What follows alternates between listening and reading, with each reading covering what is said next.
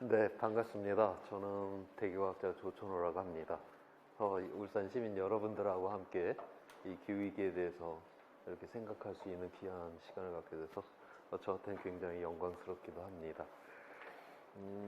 제가 이 기후변화에 대한 제가 원래는 이 기후변화 이쪽을 하지는 않았어요.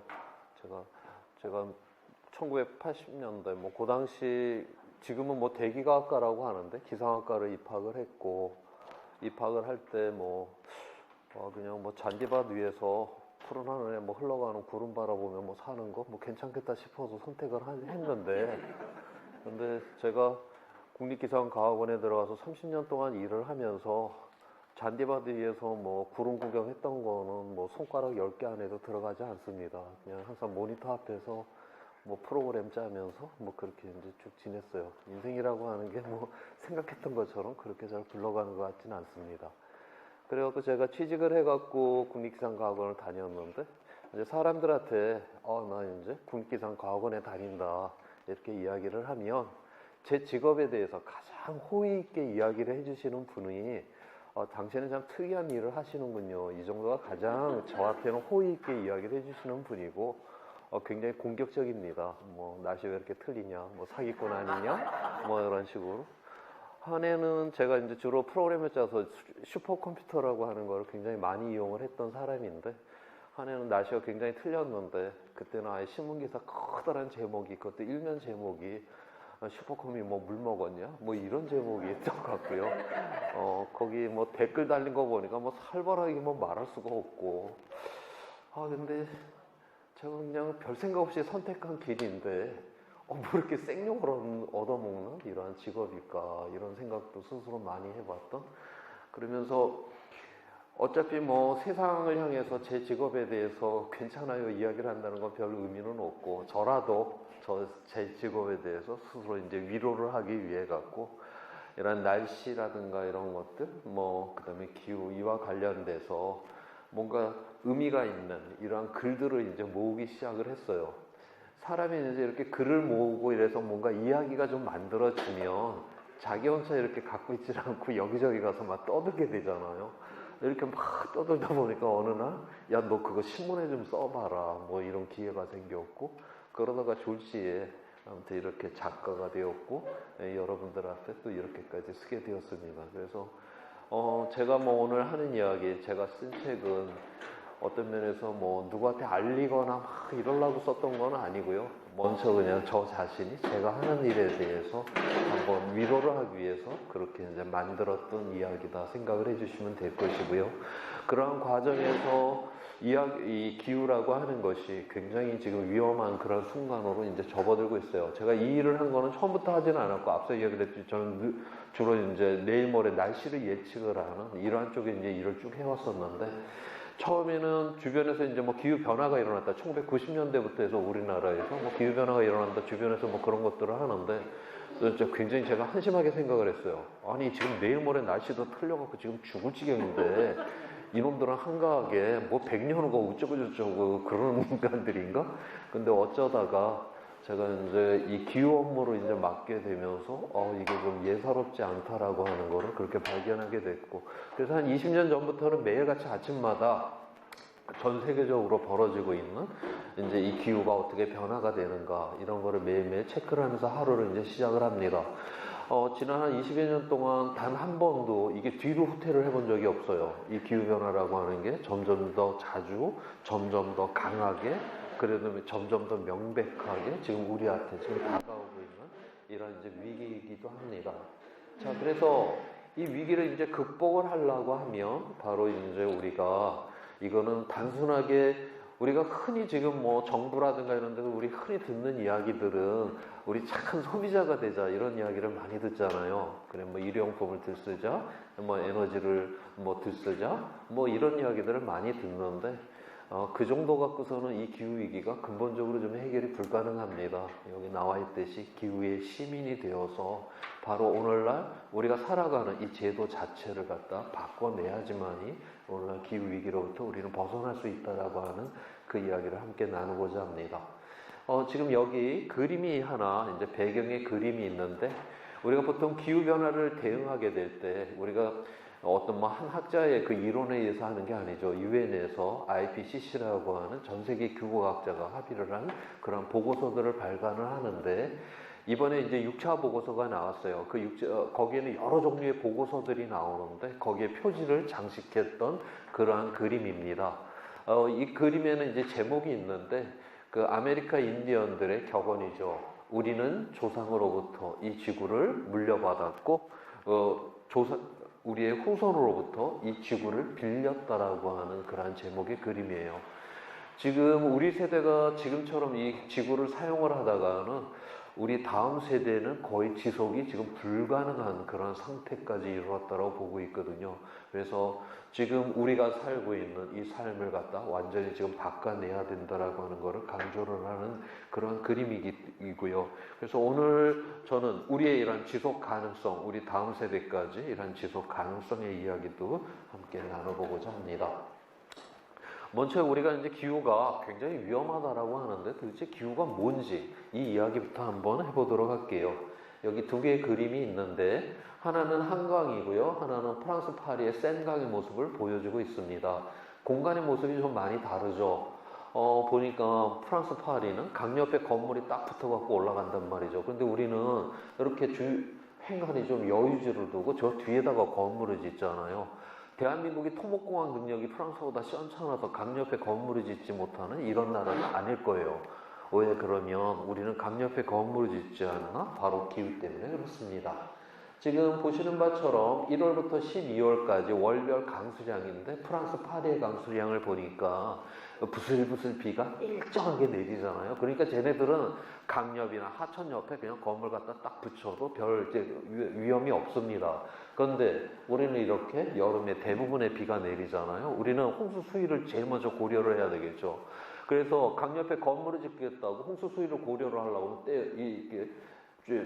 뚝을 갖다가 굉장히 높이 쌓아야 되겠죠. 그래서 우리의 강을 갖다가 싹 다 저렇게 뚝을 쌓아놨다. 자, 그런데 거기 이제 홍수가 났었을 때 어디 금이라도 가고 어디 구멍이라도 하나 났다. 뚝은 무너지면 싹 다 무너지게끔 그렇게 돼 있잖아요. 여기 빽빽하게 우리가 건물을 다 지어놨는데 수십 년에 한 번이라도 저게 무너져 버렸다? 이 피해액은 계산이 안 나옵니다. 그렇기 때문에 우리는 여기를 비워두고 저 뒤에다가 바로 우리의 문명을 건설할 수밖에 없다라고 하는 것이죠. 자, 그 다음에 지금 이 프랑스 파리의 이 강수량, 유럽은 다 저렇게 부슬부슬 비가 일정하게 내리죠. 그래서 유럽의 그 어떤 도시를 가든지 도심부에서는 강옆이나 하천 옆에 바로 건물이 붙어갖고 올라간 모습을 우리가 볼 수가 있잖아요. 그 다음에 저렇게 부슬부슬 내리는 비를 갖고 유럽에서는 밀농사를 짓습니다. 밀농사라고 하는 거는 혼자 나가서 씨를 뿌리고 혼자 나가서 추수를 해도 되는 그러한 농법 아니에요. 그러다 보니까 이 유럽에서는, 이 서양에서는 바로 개인주의가 발달할 수 있는 이러한 토대가 되었다고 보고 있어요.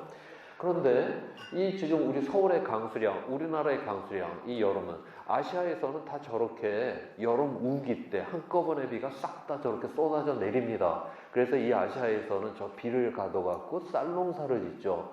이 쌀농사가 밀농사에 비해서 노동의 강도는 좀 센 편이긴 해요. 그런데 이 쌀은 이러한 영양가라든가 생산량은 밀에 비해서 월등히 우수합니다. 그렇기 때문에 이 아시아에 엄청나게 많은 사람들이 인구 밀도가 높음에도 불구하고 이 쌀을 갖고 먹고 살 수가 있는 거죠. 자, 그런데 이 쌀 농사는 자기 혼자 지을 수 있는 농사가 아니죠. 내 논에만 물을 대겠다고 저 멀리 하천으로부터 내 논에만 물기를 내고 그거를 관리를 한다? 그런 식으로는 지을 수 있는 농사가 아니에요. 이건 온 마을 사람들이 함께 나가서 저 멀리 하천으로부터 우리 동네까지 물기를 함께 내고 그 물기를 함께 관리를 하고 윗농부터 아랫농까지 물을 골고루 분배를 하면서 이런 식으로 농사를 져야 되잖아요. 그래서 아시아에서는 바로 공동체의 문화가 발달할 수 있는 이런 토대가 되었다고 그렇게 보고 있습니다.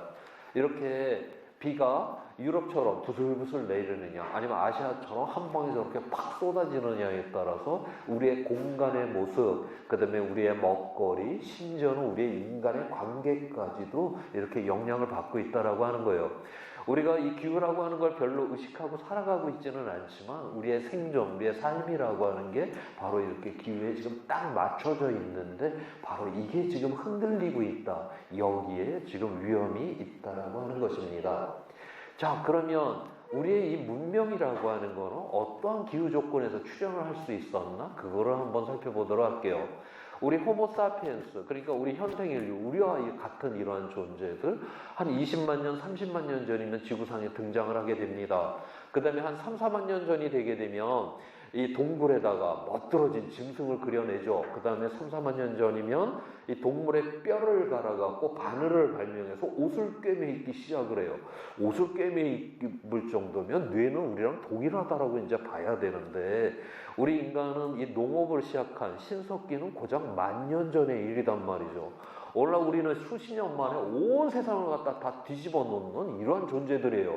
근데 어떻게 우리의 조상들은 그 수만 년 동안 구석기 시대에서 벗어나지 못했을까? 그거를 설명을 해주는 과학의 사실입니다. 여기가 현재고 여기가 지금 10만 년 전이에요. 지난 10만 년 동안에 기온 변화를 보여주고 있는데, 지금으로부터 약 12,000년 전을 보니까 기온이 낮죠. 그래서 우리가 저 때를 빙기다라고 그렇게 부르죠. 빙기라고 해갖고요, 얼음이 다 지구를 둘러싼 건 아니에요. 저 때 가장 추웠을 때 육지 면적의 약 4분의 1 정도를 빙하가 덮습니다. 이 아시아에서는 저 빙하가 가장 추웠을 때 저기 시베리아 북쪽까지 확장이 돼서 내려와요. 우리 한반도요, 빙하 구경도 못했습니다. 빙기 때. 여기 그냥 식물도 다 있었고 동물도 뛰어놀고 다 그랬단 말이죠. 그런데 여기서 왜 농사를 못 짓냐라고 하는 거죠. 자, 그게 왜 그러냐면, 이렇게 기온이 좀 낮잖아요. 이렇게 낮게 되면 바다에서 수증기가 많이 증발하지 않아요. 뭐 따뜻하지가 않으니까. 그러니까 구름이 많이 안 만들어지죠. 그러니까 비가 적게 내려서 지금보다 굉장히 건조했었다라고 그렇게 추정을 합니다. 그 다음에 또 하나는 이 빙기 때 보니까 막 기온이 오르락 내리락 하는 게 막 정신없이 저렇게 오르락 내리락 하잖아요. 저렇게 기후가 이 변화가 이렇게 심하게 되면 어떤 일이 일어나냐면 극단적인 날씨가 자주 일어납니다. 그래서 오늘날보다 극단적인 날씨가 한 10배 정도 저 빙기 때 한 2만 년 전에는 더 많이 발생했었다고 그렇게 추정을 하고 있어요. 대한민국에서 가장 극단적인 날씨에는 태풍인데, 태풍이 하나 우리 평야지대를 쓸고 지나가면 뭐 벼 세우기를 해서 한 해 추수가 겨우겨우 가능하죠. 근데 매년 평균적으로 우리나라 평야지대에 태풍이 한 10개씩 들어온다고 한번 생각을 해보세요. 허리 아프게 이렇게 농사를 져놨더니 나달이 서너 개밖에 안 달린다? 인간은 결코 그러한 기후 조건에서는 씨앗을 심는 농업을 하지 않습니다. 그래서 바로 이때는 바로 수렵, 동물들 쫓아다가 다니면서 때려 잡아먹고 채집, 이미 달려있는 거 따먹는 수렵과 채집이라고 하는 구석기 시절의 생존 방식으로 살 수밖에 없었다라고 하는 거죠. 자, 그러다가 2만 년 전부터는 보니까 기온이 쫙 올라가기 시작을 했어요. 저건 천문학적인 조건이 변하면서 자연적으로 저렇게 기온이 올라갔습니다. 그래서 지금으로부터 12,000년 전을 보니까 기온이 저때 올라갔다는 것보다 더 중요한 건, 여러분들이 봐야 되는 거는 기온이 굉장히 안정화가 되죠. 저렇게 기후가 이제 안정이 딱 되니까 이때서야 비로소 우리 인간들은 씨앗을 심는 농업이 저기서 출현을 하게 됩니다. 오늘날 지구상에 80억이라고 하는 사람들이 살아가고 있어요. 이 사람들을 먹일 수 있는 유일한 방법은 이 농업 하나밖에 없습니다. 저 구석기 시절에 수렵과 채집으로 어떻게 이 80억이 먹어 살려요. 그런데 이 농업을 할 수 있는 이 기후가 이게 지구에서 아무 때나 있는 것이 아니었다라고 하는 거예요. 지난 46억 년의 지구의 역사에서 지금 이렇게 12,000년 동안 이렇게 기후가 안정적이 되었던 적은 있잖아요. 한 번도 없어요. 그러면 도대체 12,000년 동안 어떻게 기후가 왜 안정이 됐냐? 기후과학자들도 지금 모릅니다. 저게 저렇게 너무나도 유일했고 특별했던 기후 조건인데 우리가 알지도 못하는 저렇게 안정적인 기후 조건에서 우리의 문명이 만들어졌는데, 어떤 면에서 이건 지구의 역사에서 너무나도 특별한 상황이에요. 그런데 우리 스스로가 저거를 갖다가 지금 무너뜨리려고 하는데 여기에 지금 위기가 있다라고 하는 것입니다. 자, 제가 이제 10,000년 전이면은 씨앗을 심는 농업이 출현했고 신석기가 이제 시작이 됐다라고 했는데, 우리가 학교에서 문명의 출현은 한 5,000년, 6,000년 전에 또 시작됐다라고 우리 그렇게 배웠잖아요. 도대체 그러면 뭐 저렇게 농업도 시작을 했는데 그동안 우리 조상님들은 뭘 하셨대? 우리 그런 질문을 한번 던질 수가 있겠죠. 자, 뭐 하셨는지 한번 보도록 하겠습니다. 자, 이 그림은 뭐냐면 여기가 현재고요. 여기가 지금 24,000년, 여기 한 2만 년 전이에요. 2만 년 전은 아까 빙기라고 했잖아요. 그러니까 바닷물이 이제 얼음이 돼 있으니까 이 해수면이 쭉 아래로 내려가 있었습니다. 그래서 지금보다 2만 년 전에는 약 120m 이 아래쪽에 해수면이 내려가 있었어요. 그러니까 우리나라 서해 남해는 지금처럼 바다가 아니라 저 때는 육지였었습니다. 지금 제주도에서 동굴에서 수만 년 전 살았던 구석기 시절의 유물들이 나와요. 그분들은 배 타고 제주도 간 거 아닙니다. 그때는 그 빙기였기 때문에 다 남해가 육지였기 때문에 그냥 터벅터벅 걸어서 제주도 가서 바로 구석기 시절에 지금 유물을 남겨놓은 거예요. 앞에 그림에서 보면 약 2만 년 전부터는 기온이 이제 쫙 올라가기 시작을 했잖아요. 당연히 이제 빙하가 녹겠죠. 그러면서 해수면이 쫙 이렇게 올라갑니다. 올라가갖고 앞에 그림에서 보면 약 12,000년 전부터는 기온이 이렇게 안정화가 됐잖아요. 그런데 계속 이거 해수면은 계속 올라가잖아요. 이거 왜 그러냐면 우리가 여름철에 땡볕에 막 30도가 넘는 땡볕에 얼음덩어리 이게 큰 거를 하나 이렇게 내놨다라고 해서 걔가 순간에 녹지 않죠. 굉장히 오랜 시간 동안 그냥 땡볕에 그 모습을 유지를 하고 있잖아요. 이 빙하라고 하는 거 이 깊이가 막 수 킬로미터고요. 이 길이 자체가 수천 킬로짜리 그런 얼음덩어리예요. 그래서 기온은 올라갔지만 그 녹는 시간이 수천 년이 걸립니다. 그래서 계속적으로다가 이제 빙하가 녹아서 쭉 올라가다가 지금으로부터 한 6천 년 전쯤이 돼서야 더 이상 해수면이 이제 올라오지 않는 상황이 됐어요. 그래서 지금 우리가 지도에서 보고 있는 그 해안선이라고 하는 거는 바로 한 6천 년 전쯤에 안정화가 되었다라고 하는 겁니다.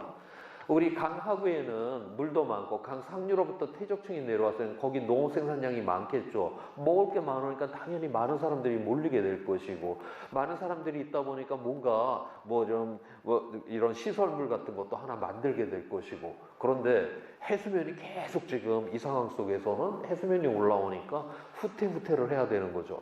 우리가 문명이라고 하는 건 이게 축적이 일어나야지 문명이 탄생을 할 수가 있는데 이게 문명이 안정화가 될 수가 없는 거예요. 이 해안이 계속 물이 올라오는 상황이기 때문에 자 그러다가 6,000년 전부터 더 이상 이제 물이 안 올라오니까 이제 뭘 하나 만들어놔도 그 자리에 계속 있고 거기에 쌓여서 바로 문명은 탄생될 수 있었다라고 그렇게 보고 있어요. 자 오늘날 그러면 이 문명의 기후 조건은 뭐냐? 농업, 이 80억을 먹여 살릴 수 있는 농업을 할 수 있는 안정적인 기후 조건이어야 한다라고 하는 게 있고요. 그 다음에 우리의 문명의 거의 절반 이상은 지금 다 해안에 다 구축이 돼 있잖아요. 그런데 바로 저희가 침수를 당하면 거의 우리의 문명은 거의 붕괴가 된다라고 그렇게 보는 거죠. 지금 그린란드에 있는 빙하가 싹 다 녹으면 물이 약 7m까지 올라올 수가 있습니다. 그 남극에 있는 빙하가 싹 다 녹으면 물이 한 60m까지 올라올 수가 있어요. 그러니까 토탈로 따지면 한 67m 정도의 물이 올라올 수 있는 얼음이 지금 육지에 있다라고 하는 건데 만약 그 중에서 일부라도 그 얼음이 깨져갖고서 녹아버렸다. 그래서 한 3, 4m만 올라온다. 대부분의 우리 연안에 구축된 이 도시들은 우리가 버려야 됩니다. 우리가 1년에 365일 물에 차지 않는다 해도 1년에 한 달 정도 계속 물이 이렇게 들어와 있다? 그런 곳에 우리 살 수가 없는 거예요. 바로 뭐 이러한 위험들이 여기에 있다. 그래서 우리가 이 80억을 먹여 살리는 농업을 할 수 있는 문명, 기후, 그 다음에 해수면, 이 빙하가 녹지 않는, 그래서 해수면이 올라오지 않는 바로 이러한 조건에서만이 바로 오늘의 문명을 유지할 수 있다라고 하는 것을 여기서 알 수가 있는 것입니다. 자, 그런데 우리 인간들이 이제 이 세상을 변화시키기 시작을 했어요. 그거를 학술의 용어로다가 거대한 가속이라고 이렇게 부릅니다. 자, 이건 뭐냐면 지금 우리 인간이 만든 여기서 이 생물의 총량이라고 하는 거는 이 지구상에서 살아있는 그 모든 것들, 뭐 식물, 동물, 그 총량의 무게를 의미를 하는데 1900년 이후 최근까지 거의 그게 변화가 없이 지금 유지가 되고 있어요. 그 다음에 인간이 만든 물질이라고 하는 거는 플라스틱, 금속, 아스팔트, 벽돌, 자갈골재, 뭐 콘크리트 이런 거죠. 사람이 없었다라고 하면 지구상에 생겨나지 않았을 저런 물질들인데, 우리가 1900년도로 돌아가서 보면 인간이 만든 이 물질의 양이 생물 총량 크기의 약 3% 정도의 크기였었어요. 그러던 게 2000년도가 되니까 인간이 만든 물질의 양이 생물 총량 크기의 절반 정도로 차지를 했고, 2000년 이후에 중국과 같이 인구가 많은 이런 나라의 경제 성장이 무지 빨랐죠. 그래서 단 20년 만에 인간이 만든 이 물질의 양이 지금 2배가 돼서 생물의 총량을 넘어서려고 하는 지금 이러한 상황까지 지금 이르렀습니다. 우리가 지금 전 세계 평균 경제 성장률이 3%예요. 3%인데, 자, 3%씩 성장한다. 우리 당연히 3%로 성장해야 된다고 우리 생각하잖아요. 자, 그런데 우리 꼬박꼬박 매년 3%씩 성장을 한다. 복리로 계산을 하게 되면 23년이 지나면 경제 규모가 2배가 됩니다. 자, 경제 규모가 2배가 된 건 좋은데 그게 그냥 이루어질까요? 그렇지 않잖아요. 우리가 그만큼 더 에너지와 자원을 뺐어야 되고, 그만큼 더 온실가스 오염먼지를 내뿜고 쓰레기를 쌓아둬야지 우리가 그 2배를 만들어낼 수가 있거든요. 우리가 2000년도를 기준으로 해서 꼬박꼬박 매년 3%씩 성장을 했다. 2100년이 되면 경제 규모가 20배가 됩니다. 2200년이 되면요 370배가 돼요. 2300년이 되면 7000배가 됩니다. 매년 3%씩만 성장을 하게 해도. 뭔가 우리 인류는 지금 3% 당연하다고 생각하는데, 우리는 결코 도달할 수 없는 그 어떤 망상을 향해서 지금 인류는 지금 내달리고 있다라고 하는 것을 여기서 알 수가 있는 것입니다. 자, 그래서 지금 이미 우리 인류는 하나의 지구 갖고서는 이 생산, 소비, 폐기를 하기 위해서 이 하나의 지구 갖고서는 이제 불가능하다라고 그렇게 보고 있어요. 지금 계산을 해보면 약 1.8개 정도의 지구가 있어야지 오늘날 인간들이 생산, 소비, 폐기하는 거를 견뎌낼 수 있다라고 그렇게 보고 있거든요. 이건 뭘 의미를 하냐? 우리가 투자가라고 하면 투자를 해서 이윤을 갖고 먹고 살아야 되겠죠. 그런데 우리는 지금 원금을 지금 까먹기 시작을 했다라고 하는 거예요. 원금을 까기 시작을 했다? 그냥 그대로 계속 가면 결국 파산이 기다린다. 바로 오늘날 우리 인류처럼 이렇게 생산하고 소비하고 폐기를 하게 되면 이거는 바로 문명의 붕괴가 지금 기다리고 있다라고 하는 것을 여기서 알 수가 있는 것입니다. 자, 그런데 이 그림에서 우리가 하나 또 질문을 던져야 되는 게 있어요. 지금 뭐 생물 다양성이 준다, 뭐 멸종이 일어난다, 뭐 난리들 아니에요. 그런데 생물 총량은 줄지를 않고 앉아있네? 저건 도대체 뭘 의미를 할까 하는 거죠. 지금 만 년 전에 농업을 시작할 무렵에 이 지구상에 있는 이 포유동물, 젖을 먹이는 동물 중에서 인간이 차지하는 비중은 1% 미만이었습니다. 야생동물이 99% 이상을 차지를 했었고요. 자, 그런데 오늘날 그 비율이 어떻게 바뀌었냐? 아까 우리 80억여 명이 살아간다라고 했잖아요.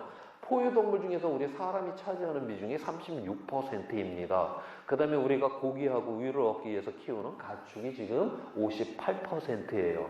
야생동물은 고작 6%만 남아있습니다.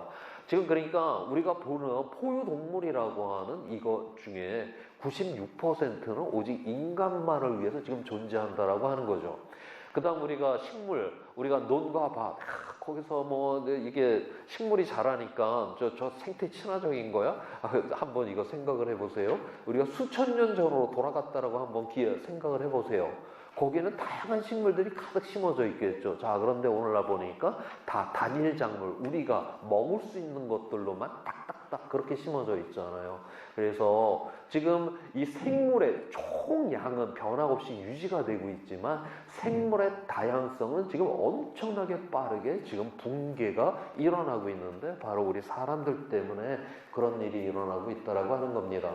마치 젠가 게임에서 이 벽돌 빼기 하듯이 지금 생명들이 쭉쭉쭉 빠져나가고 있어요. 우리가 뭐 산꼭대기에 무슨 고산 식물을 꼭 먹어야 되는 것도 아니고 뭐 개구리를 먹는 것도 아니지만, 이 생명이라고 하는 것이 다 이게 고리와 고리로 다 연결이 되어 있는데 저게 하나둘씩 빠져나간다. 바로 생명의 고리가 약해지고 있다라고 하는 거고, 저 벽돌 빼기 게임에서 요거 하나 빠져도 이게 그대로 서 있겠지 하고 그거 하나 이제 빠지는 순간 우룩하고 다 무너져 버리잖아요. 우리가 꼭 먹는 것도 아니고 우리에게 필요한 생물은 아니지만 그게 무너졌을 때 바로 우리의 이러한 먹이의 이러한 생태계가 무너질 수 있다. 바로 오늘날 이러한 이게 생태계가 무너졌다라고 하는 거는 바로 먹이사슬의 제일 꼭대기에 있는 이러한 존재는 반드시 완전 멸종으로 끝난다라고 하는 게 과거의 5번의 대멸종 사건에서 바로 사실로 드러난 거거든요. 왜냐하면 먹이사슬의 제일 꼭대기에 있는 거는 그 하부의 모든 구조가 필요해요. 그 대멸종에서도 하부 구조를 차지했던 생명 중에는 좀 살아남는 것들이 있는데 꼭대기를 차지했던 거는 완전 멸종으로 끝납니다. 1억 년 전에 이 지구를 지배를 했던 공룡 중에 단 한 마리도 지금 우리는 살아서 만날 수 있는 게 없잖아요. 다 화석으로만 그렇게 볼 수가 있는 것처럼. 그래서 지금 6번째 멸종이 일어난다라고 하면 오늘날 먹이사슬의 최고점에 있는 바로 이건 인류의 멸종이 된다라는 이야기가 또한 바로 여기서 나오게 되는 것입니다. 자, 그래서 과학자들이 이거 지금 큰일 났구나. 그래서 오늘날 위기의 본질이라고 하는 거는 궁극적으로 이 지구라고 하는 거는 유한해요. 물질로 되어 있으니까 유한한데 우리 자신이 이 무한한 세상을 만들 수 있겠다 하고 내달려가다가 지구의 물질적 유한성을 넘어섰기 때문에 오늘날 이런 위기가 일어나잖아요. 그래서 과학자들이 그러면 넘어서지는 않는 이런 어떤 지구의 물질적 유한성에 대해서 한번 연구를 해야 되겠다. 그렇게 이제 만든 말이 바로 지구위험 경계라고 하는 겁니다. 저 개념은 뭐냐면 우리 인류는 지금 절벽 옆에 이 도로를 지금 차를 타고 달려가고 있어요. 저기에 절벽역 도로에는 그 가드레일, 보호 난간이라고 하는 게 있죠. 저거는 우리가 가는 길을 막기 위해 있는 게 아니죠. 저 너머에 위험이 있다라는 걸 우리에게 지시를 해줍니다. 만약 저 보호 난간이 없으면 우리가 저기서 차 그렇게 제대로 운전하기 굉장히 힘들 거예요. 저 보호 난간이 있대 안전하게 운전을 하는 것처럼 바로 우리가 이렇게 지구에서 넘어서면 안 되는 그 한계를 갖다 정확하게 이렇게 이제 제시를 하자. 그래서 현재 넘어서면 안 되는 거를 9가지를 지금 찾아냈습니다.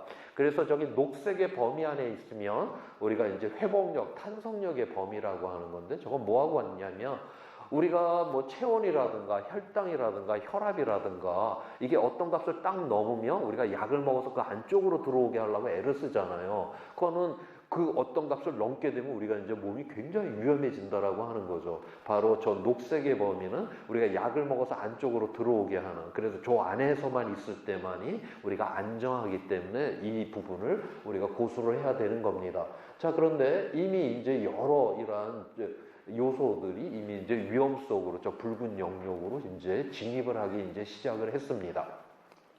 그러면 우리는 왜 지구 위험 한계를, 저 경계를 넘어섰냐? 뭐 쉽게 말하면 뭐 산업화 때문이다. 우리 다 그렇게 생각하고 있죠. 그건 말 맞습니다. 여기 붉은색으로 칠해놓은 것들은 우리가 이제 산업화 과정에서 일어난 위험들이에요.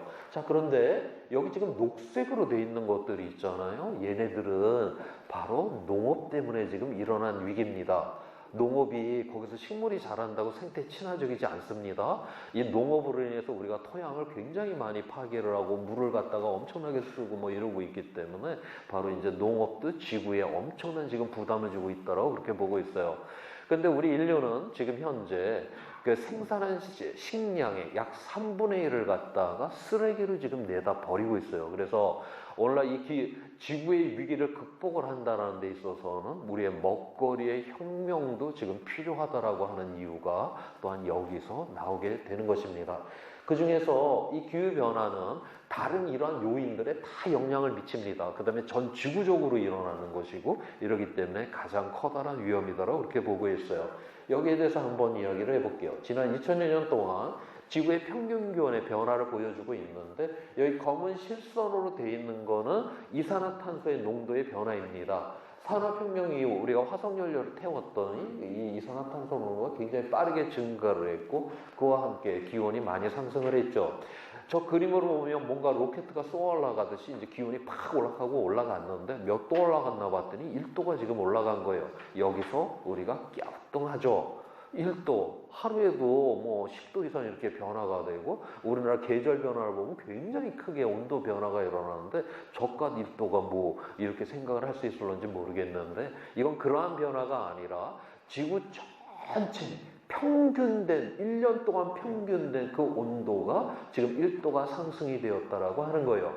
앞에 그림에서 제가 뭐 이 빙기 때 보니까 막 기온이 막 오르락 내리락 했잖아요. 그 사람이 일으킨 거 아니잖아요. 자연 스스로 막 그렇게 오르락 내리락 했죠.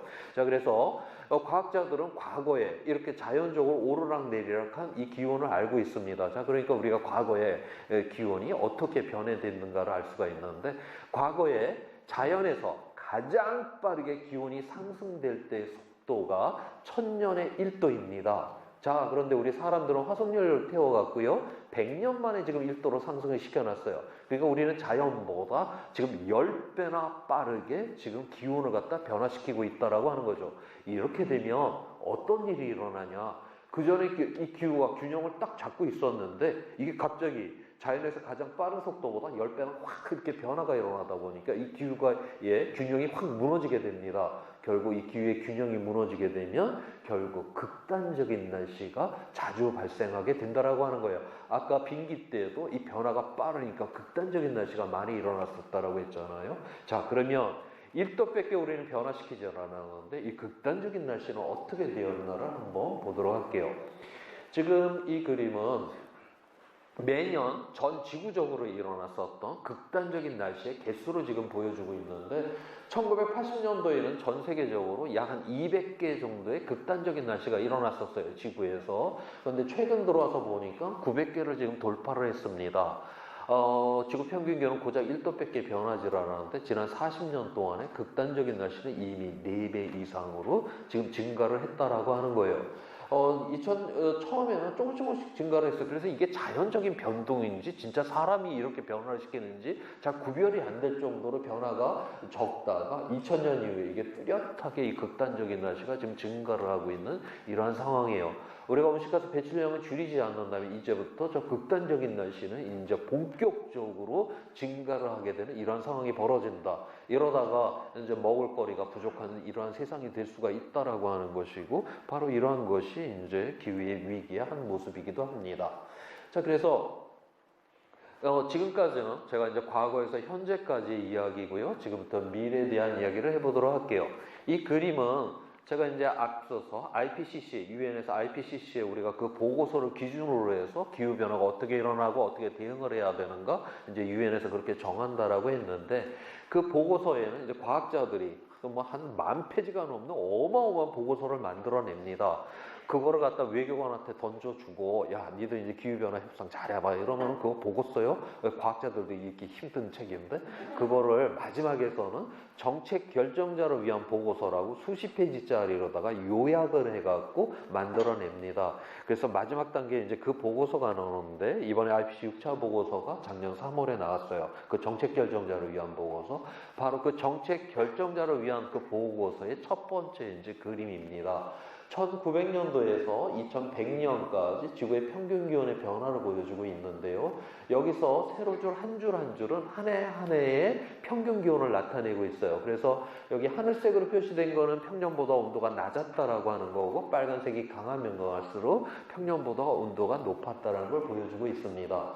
2020년도까지 이렇게 보니까 정확하게는 지금 1.1도를 우리가 지금 상승시켜 놓고 있는 이러한 상황이고요. 그 다음에 2100년을 보니까 미래 기후가 하나가 아니라 저렇게 여러 가지로 나오잖아요. 저게 왜 여러 가지로 나오냐? 우리는 이미 자연에서 가장 빠른 속도보다 10배나 빠르게 변화를 일으키고 있기 때문에 이제 미래 기후는 자연이 결정을 못합니다. 우리 인간들이 어떤 세상을 만드느냐에 따라서 온실가스 배출량이 달라지게 되고, 거기에 따라서 미래 기후가 결정난다라고 하는 거예요. 근데 우리 사람들이 도대체 2100년까지 어떤 세상을 만들는지 지금 그게 지금 불확실해요. 그래서 아마도 이런 세상, 아마도 이런 세상, 저런 세상, 우리가 그런 거를 시나리오라고 부릅니다. 그래서 이런 시나리오를 통해서 우리가 미래를 예측합니다. 여기 맨 위에 SSP5라고 하는 이 시나리오는 지금보다도 우리가 경제 성장을 하기 위해서 정말 미친 듯이 화석연료를 쓰는 그런 미래를 의미를 해요. 그렇게 될 경우에는 지구 평균 기온이 한 5도까지 상승을 하게 될 거다라고 보고 있고요. SSP3 시나리오는 오늘날과 같은 이러한 세상이 훨씬 더 가속화가 되는 세상을 의미를 해요. 유엔에서는 오늘날과 같은 세상을 어떻게 규정 특징 짓느냐면, 경쟁 사회라고 특징 짓습니다. 나라 간의 경쟁 심하죠. 그 다음에 우리 공동체 안에서도 서로 간의 경쟁이 대단히 심하잖아요. 이렇게 각자 도생으로 나 혼자 살아남겠다고 난리를 치면서 이렇게 분열적으로 우리 인류가 내달려가게 되면 금세기 말에 약 4도까지 올라가게 될 거다라고 전망을 합니다. 그 다음에 SFP2 시나리오는 저건 뭐와 가장 비슷하냐면 우리가 기후변화를 막기 위해서 2015년에 파리기후 협정을 맺었어요. 그래서 여기에는 이 협정을 맺게 되면 지금 전 세계 대부분의 나라가 다 이 협정에 사인을 다 했는데 하게 되면 꼭 해야 되는 일이 뭐냐면 우리나라는 기후위기를 막기 위해서 앞으로 온실가스를 얼마큼 줄이겠습니다라고 하는 걸 국제적으로 약속을 하게끔 돼 있습니다. 전 세계 대부분의 나라가 다 약속을 다 해놨어요. 그거를 그러면 약속된 걸 100% 실행을 했다. 그러면 어떻게 될 것이냐? 그거 2도 못 막습니다. 그거 다 지금 실행을 한다 해도 금세기 말에 지구 평균 기온이 약 3도까지 올라가게 될 거다라고 그렇게 보고 있어요. 바로 그래서 이 SF2 시나리오가 그 시나리오고, 그래서 지금 대한민국이 국제적으로 온실가스 배출량을 얼마큼 줄이겠습니다라고 지금 약속을 해놨는데 아마도 지금 그거보다 우리는 더욱더 많이 줄이라는 국제적 압박에 곧 들어가게 될 거다라고 그렇게 전망을 하는 겁니다.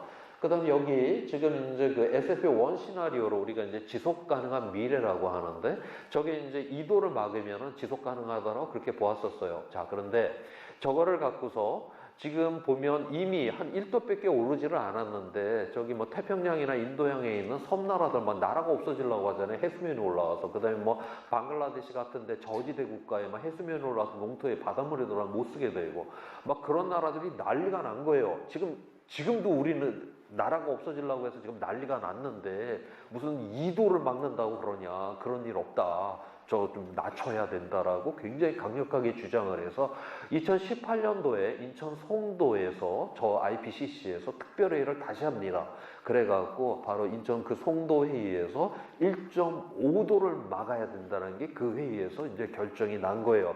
그래서 오늘날 우리가 기후 뭐 탄소 중립을 한다 뭐 한다 했었을 때 다 그 기준점은 바로 1.5도를 막는 거로다가 그렇게 지금 기준점이 잡혀 있습니다. 자, 1.5도 2도를 막아야지 우리에겐 지속 가능성이 있는데 이게 지금 0에서 출발하는 게 아니죠. 우리는 이미 1.1도로 지금 상승시켜 놔버렸잖아요. 그래서 지금 우리에게는 그만큼 기회의 창이 지금 좁혀져 있다라고 하는 것을 여기서 이야기를 해줍니다. 자, 그 다음에 여기서 이 기온이 상승되고 있는 이 모습에 대해서 안토니오 구테우스 유엔 사무총장이 우리는 기후 지옥을 향한 고속도로에서 가속 페달을 밟고 있다라는 이런 표현을 썼어요. 자, 저건 뭐냐면 우리가 지금 1.1도를 상승시켰다. 저건 고속도로에서 우리가 110km로다가 밟고 달려가고 있는 걸 의미를 합니다. 110km에서 사고가 나면 큰 사고는 나죠. 그렇지만 고속도로에서 110km는 우리 정상 속도다라고 부르고 있잖아요. 지금 1.1도를 상승시켜서 여기저기에서 좀 기후 위기가 일어나고는 있지만 아직까지는 지구 전체적으로 보았을 때는 아직 기후가 탄성력, 회복력 범위, 정상의 범위에 있다라고 그렇게 보고 있습니다. 자, 그런데 1.5도를 올렸다, 시속 150km를 밟아버린 거예요. 그 다음에 2도를 올렸다, 시속 200km를 밟아버린 거고 2도까지 막지도 않고 이제 3도까지 올렸다, 시속 300km를 밟았다라고 하는 건데 우리 고속도로에서 시속 300km면 이건 곧 죽음을 의미를 하죠. 300km까지 3도까지 올라갔다면 저 거의 문명의 붕괴 수준으로 간다라고 지금 그렇게 보고 있습니다. 그래서 그러한 상황이고요. 지금 우리가 예전에 우리가 예전이 아니라 우리가 그 도로에서 뭐 한 시속 50km로 달리다가 10km를 더 가속을 했어요. 한 60km로 달립니다. 그럼 뭐 50km로 달릴 때나 60km로 달릴 때나 우리 거기서 무슨 위험을 갖다 금방 우리가 인지를 못하죠. 자, 그런데 우리는 이미 이제 1.1도를 올렸으니까 110km로 달리고 있어요. 지금부터는 10km 가속할 때마다 120이 되고 130이 되고 이제부터는 운전대가 흔들리고 차가 흔들리는 게 완전히 그 전에 50km에서 10km 올릴 때하고는 전혀 다른 상황이 되잖아요. 지금부터는 0.1도, 0.1도 올라갈 때마다 예전에는 0.1도 올라갈 때마다 그거를 우리가 금방금방 인지를 못했었는데 이제부터는 0.1도, 0.1도 올라갈 때마다 이 기후 위기가 점점 더 명백하게 우리 앞에 드러나는 이러한 이제 시점에 이르렀다. 그래서 지금부터는 0.1도, 0.1도 그 하나하나를 최선을 다해서 막아야 되는 상황이라고 보고 있습니다. 그 다음에 이 그림에서 또 뭘 이야기를 해주고 있냐면 1950년도에 태어난 사람은 살아생전에 10년 동안 0.12도의 기온 상승을 경험했어요. 그 다음에 이 1980년에 태어난 사람은 10년 동안 0.19도의 기온 상승을 경험을 했습니다. 2020년에 태어난 우리 아이들은요, 이 시나리오에 따라서 최대 10년에 0.6도씩의 기온 상승을 경험하게 될 거다라고 하는 거죠. 다시 말해서 나이가 어리면 어릴수록 이 기후 위험이 점점 더 커지게 될 거다라고 하는 것을 여기서 지금 이야기를 해줍니다. 대한민국의 이 미세먼지가 큰 이슈가 되곤 하는데, 이 미세먼지 같은 경우는 한번 나왔잖아요. 대부분이 한 하루 이틀 만에 자연적으로 파괴가 돼서 사라집니다. 가장 오랫동안 그 공기 중에서 버텨내는 미세먼지가 한 일주일 정도 버텨낼 수 있어요. 그러니까 우리가 더 이상 미세먼지를 배출하지 않으면 일주일 후에는 미세먼지는 그냥 0이 돼버리는 그러한 거예요. 그래서 이 미세먼지는 우리 세대가 그냥 배출을 하고 우리 세대가 그냥 둘러 마시고 우리 세대가 건강이 안 좋아지는 그냥 우리 세대의 문제일 뿐이에요. 우리 다음 세대하고는 이 미세먼지는 아무 상관 없습니다. 그런데 이 온실가스는 좀 달라요. 얘는 나오게 되면 수백 년, 수천 년 동안 공기 중에 그대로 남아 있습니다. 그러니까 차곡차곡 그러니까 누적이 된다라고 하는 것이죠. 오늘날 우리 기성세대는 화석연료를 태워갖고 대단한 편익을 누렸잖아요. 그런데 그렇게 해서 나오는 이 온실가스가 미세먼지처럼 뭐 일주일 만에 싹 다 없어진다 그러면 이거 그렇게 큰 문제 아닙니다. 그런데 얘는 차곡차곡 쌓여갖고 바로 우리 아이들한테 그냥 넘겨주게 된다라고 하는 거죠.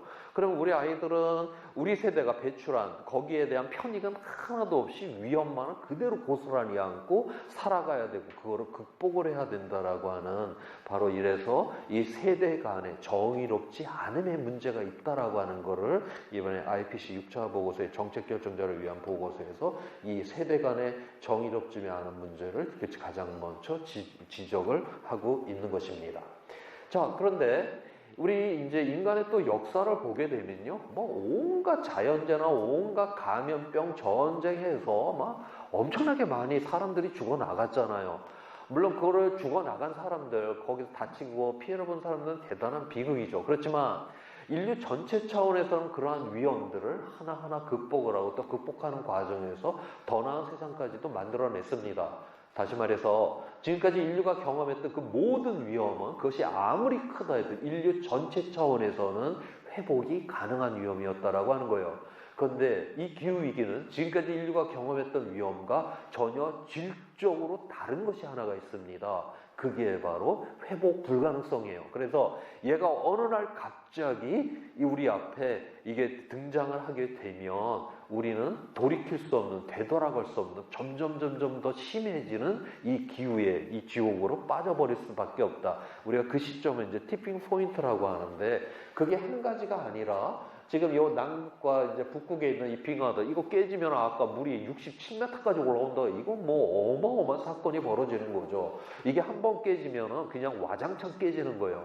사탕을 갖다 입안에 놓고 우리가 깨트리지 않고 뭐 이렇게 가만히 있으면 오래오래 가잖아요. 근데 딱 깨트리면 그게 순식간에 확 이게 표면적인 늘어나 녹는 것처럼 이 빙하가 깨지는 순간이 되면 이건 인간으로서는 이제는 회복이 못하는 그런 위험 속에 빠진다라고 하는 거고요. 그 다음에 이런 아마존의 숲이라든가 이런 시베리아에 있는 이 숲들의 이런 파괴들, 그 다음에 이 해양의 이 순환의 변화들, 얘네들이 본격적으로 이게 한번 드러나면 얘네들은 되돌아가질 못하고 계속 파국적인 위험으로 들어간다라고 그렇게 보고 있어요. 자, 이러한 위험에 대해서 이번에 나온 IPC 6차 보고서는 뭐라고 되어 있냐? 이번 세기 안에 이 티핑 포인트가 발생할 과학적으로 확실한 증거는 없으나 그 가능성은 배제할 수 없다. 지금까지 우리 과학자들이 지금 모아놓은 이 증거만을 갖고 야 이런 게 다음 세기 안에 일어나 우리는 그렇게 말 못한다라고 하는 거예요. 그렇다고 해서 저 가능성이 아무것도 없어 또 그 말도 또 못한다라고 하는 거예요. 도대체 이거는 뭔 말을 하려고 이런 건가? 다음 그림을 통해서 한번 확인을 해보도록 하겠습니다. 이거는 앞서 말했던 우리가 회복 불가능의 이제 위험으로 들어가는 그 위험 정도를 나타냈는데 노란색은 그런 위험을 감지하는 수준이고 빨간색은 그런 위험이 높아졌다라고 하는 거고 굉장히 진한 색은 그런 위험에 빠져버렸다라고 하는 걸 의미를 해요. 여기서 2007년도는 IPCC 3차 보고서가 그거를 기준으로 한 거고 2007년도는 4차 보고서, 2013년도는 5차 보고서, 2018년도는 제가 앞서 말했던 인천 송도에서 있었던 IPCC 특별총회 1.5도 그 보고서를 기준으로 한 겁니다. 지금으로부터 20년 전까지만 해도 그렇게 회복 불가능성의 위험으로 들어가는 거 한 5도 이상이나 되어야지 생각을 좀 해볼 수가 있어. 그렇게 이야기를 했어요.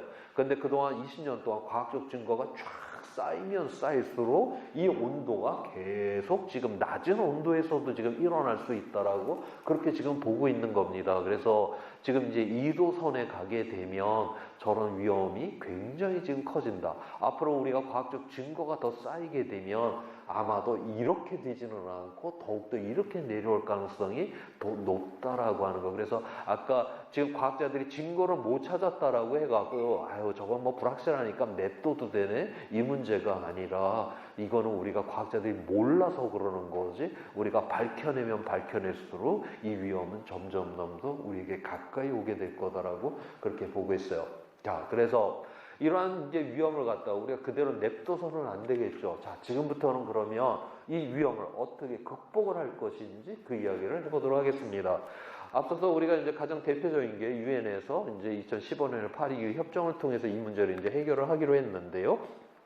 그 내용을 보게 되면 먼저 우리가 이제 기온 상승을 2도, 1.5도를 막는다. 다시 말해서 기후변화의 원인이 되었던 온실가스 배출량을 갖다 저감, 완화를 해야 된다라고 하는 것이고요. 그 다음에 두 번째, 어차피 지금 여기저기에서 무슨 뭐 물 문제라든가 식량의 문제라든가 뭐 도시 문제, 감염병 여러 문제들이 이미 조금씩 일어나고 있잖아요. 일어난 거 그거 어떻게 합니까? 그거는 빨리 거기에 대해서 적응을 해야 된다라고 그렇게 보고 있어요. 다시 말해서 위험의 원인은 줄여버리는 저감을 해야 되고 위험의 결과에 대해서는 적응을 통해서 해결을 해야 된다라고 하는 거죠. 이 협정문에 우리나라에서는 별로 알려지지는 않았는데 또 하나가 있어요. 전 세계 금융 흐름이 바로 기후위기 대응 목표에 맞게 조정되어야 한다. 앞으로 이러한 모든 금융권의 이 투자에 있어서 이 화석연료 산업에 대한 투자는 중단하라라고 하는 것이고 재생에너지 산업 쪽에 투자를 늘리라고 하는 것도 이미 파리기후 협정안에 이미 다 돼 있습니다. 기후위기 대응이라고 하는 거는 이거는 우리나라 스스로 만든 이 과제, 의제가 아닙니다. 이건 유엔에서요. 전 세계 모든 나라가 합의를 통해서 우리한테 국제 정치적으로 압박을 가하는 그런 상황을 의미를 하고 있어요. 이게 그런 유엔의 그런 차원일 뿐만이 아니라 오늘날 바로 이러한 시장의 메커니즘 안에도 이러한 것들이 이제 적용이 되기 시작을 했습니다. 여기 우리 잘 알고 있는 RE100, 재생에너지 100%, 지금 이미 작년부터 해갖고, 뭐, 독일의 뭐 자동차 회사들이, 뭐, 우리나라 자동차 부품 회사 보고, RE100 아니면 부품 안 받겠다? 이러한 것들을 이제 뭐 통보를 하기 시작을 했고, 뭐, 애플이라든가 대부분의 대기업들이 2030년이면 RE100을 본격적으로 이제 실시를 한다라고 하는 거죠. 이거는 뭐, 우리 삼성 반도체, 뭐, 이런 공장, 그런 큰 데만 아니라 하청에 하청 끝까지 다 추적을 해갖고서 이 RE100을 지금 요구를 하고 있는 이런 상황이죠. 근데 우리 정부는 저거를 이제 뭐 SMR이나 핵발전을 통해서 해결을 하겠다라고 했는데 핵발전은 핵 연료봉이 들어가 핵 폐기물이 나오기 때문에 저건 RE100 재생에너지가 아닙니다. 저기 안에 못 들어가는 그런 것이죠. 그렇게 되어 있는 거고요. 그 다음에 뭐 ESG라고 하는 거는 우리가 뭐 기업이 뭐 환경을 뭐 잘 보호를 해야 되고 그다음에 사회적으로 굉장히 그 정의롭지 않은 일을 하지 말아야 되고 그 기업 자체가 뭐 투명하고 뭐 책임감 있게 뭐 해야 된다. 예전에도 자발적으로 이런 것들은 많았어요. 자, 그런데 이러한 요소들을 정량화를 시켜서 딱딱딱딱 그 회사 그 재무 보고할 때 거기에 다 집어넣어 갖고 이런 투자 회사들이 그런 거를 보고 투자를 하게끔 그렇게 만들겠다라는 게 ESG죠. 그다음에 탄소환경 조정 제도. 이거는 지금 유럽연합이 이제 하려고 하는 건데, 유럽 같은 경우는 그 유럽 안에서 기업이 약 이산화탄소 1톤을 배출을 하면 약 10만 원 정도의 비용을 내게끔 그렇게 돼 있습니다. 근데 이제 우리나라 같은 경우는 기업이 이산화탄소 1톤을 배출하면 한 1만 원 정도만 내게끔 그렇게 해놨어요. 바로 이걸 갖고 지금 유럽연합이 우리에게 시비를 거는 거죠. 자기네는 9만 원을 내면서 물건을 만드는데 니들은 1만 원밖에 안 내고 물건을 만들어 우리 그만큼을 관세를 때려줄게. 이게 바로 탄소환경 조정 제도입니다. 우리가 이거를 얻어맞았다. 그러면 그만큼 우리가 상품 경쟁력을 잃는다라고 하는 걸 의미를 하고, 만약에 우리 기업이 어찌됐든 1톤을 배출할 때 10만 원이라고 하는 비용을 갖다 지불을 했다라고 하면 그 돈이 어찌됐든 우리 국내 안에서 도는 돈이 될 텐데 그 생돈을 갖다가 유럽연합에 바쳐가면서까지 수출을 해야 되는 어처구니 없는 사태가 일어나는 것, 이것이 바로 탄소국경 조정 제도라고 하는 거죠. 자, 그러면 유럽연합은 막 인류애가 넘치는 사람들이 해서 저런 제도를 만들어냈을까? 아, 이거 우리 좀 생각을 해봐야 돼요. 쟤네들이 탄소국경 조정 제도를 한다라고 했을 때 이제 2026년 1월 1일부터 이제 본격 수지 실행을 하는데 모든 제품에 대해서 저거 적용하는 거 아닙니다. 그냥 싸게 자기네들이 수입하고 싶은 건 그냥 저기에 적용 안 해요. 어떤 거를 하냐? 자기의 유럽 안에서 자기네들이 보호하고 싶은 산업들 딱딱딱 골라내서 철강, 알루미늄, 시멘트 이런 것들에 대해서 저거를 하겠다. 그래서 다들 저런 제도가 만들어졌을 때 앞에는 뭐 기후위기 대응이다 이렇게 이야기를 하지만 그 안에는 바로 국가 전략, 국가 이익이라고 하는 것들이 다 저렇게 있다라고 하는 것이죠. 그런데 대한민국은 지금 저러한 어떤 국가적인 그런 이익, 이거조차도 그렇게 신경을 쓰고 있지 않는 여기에 좀 위기가 있지 않나? 저는 그런 생각이 들어요. 그래서 우리나라는 우리의 영토 안에서 식량 자원, 에너지를 공급받는 나라가 아니잖아요.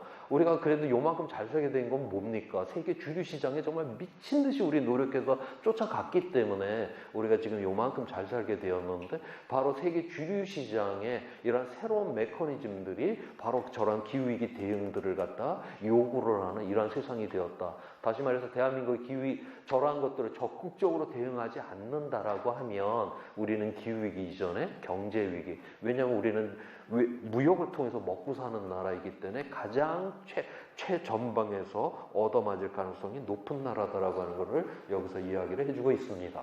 자, 그러면 앞으로 우리는 이거를 어떻게 얼마만큼 줄여야 되는가 이제 그거로 보여주는 건데요. 우리가 이제 1.5도를 막으려면 2050년 탄소 중립에 도달을 해야 된다라고 했잖아요. 현재 배출량인데 전 세계 배출량인데 여기 하늘색 라인을 따라갖고 이렇게 와야지 우리가 이제 1.5도 탄소 중립에 이제 도달을 할 수 있다라고 그렇게 보고 있어요.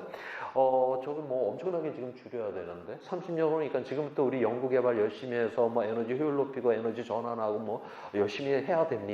자, 그런데 유엔에서 그러면 30년 후에 그때 이제 볼 거니까 그동안 뭐 알아서 하세요. 이렇게 만만한 조직이 아닙니다. 앞서 그 파리기 협약도 5년마다 딱딱딱 점검하게끔 돼 있고 아무튼 그렇게 다 체크를 하게끔 돼 있어요. 얘도 2030년 중간 목표가 지금 하나가 있습니다.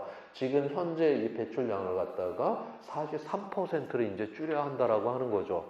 야, 저게 지금 한 6년밖에 남지 않았는데 저게 이제 가능할까? 우리가 이제 걱정을 이제 많이 하는데 그 전에 우리가 하나 봐야 되는 거는 여기서 보면 처음에는 좀 많이 줄이고 뒤에 가면 약간 이제 덜 줄이죠. 저건 뭐냐면 처음에는 좀 줄일 수 있는 부분이 좀 많다라고 하는 거예요. 제가 40점을 맞는 학생인데 내가 성적을 한번 좀 올려봐야 되겠다. 그래서 하루에 1시간씩 이제 꼬박꼬박 공부를 했어요. 그럴 때는 이제 60점을 맞게 되었습니다. 그래서 이제 기분이 좋아서 내가 좀 더 올리겠다. 또 1시간씩 공부를 했다. 그러면은 내가 80점을 맞는 게 아니죠. 한 70점밖에 못 맞죠. 그래갖고 막 이제 열심히 해서 한 90점까지 이제 맞았다? 그때부터 하루를 다 갈아 놓어도 1, 2점 올리는 게 굉장히 어렵잖아요. 그래서 처음에는 저런 거를 하기가 굉장히 쉽고 뒷부분에 가서는 굉장히 어렵습니다. 이게 맞는 말이죠. 자, 그런데 우리 정부는 지금 어떻게 줄이겠다라고 했냐? 지금 정권 때는 하나도 이렇게 거의 줄이고 있지 않다가 자기 정권 끝나니까 그냥 확 줄이겠다라고 지금 이렇게 해놨어요.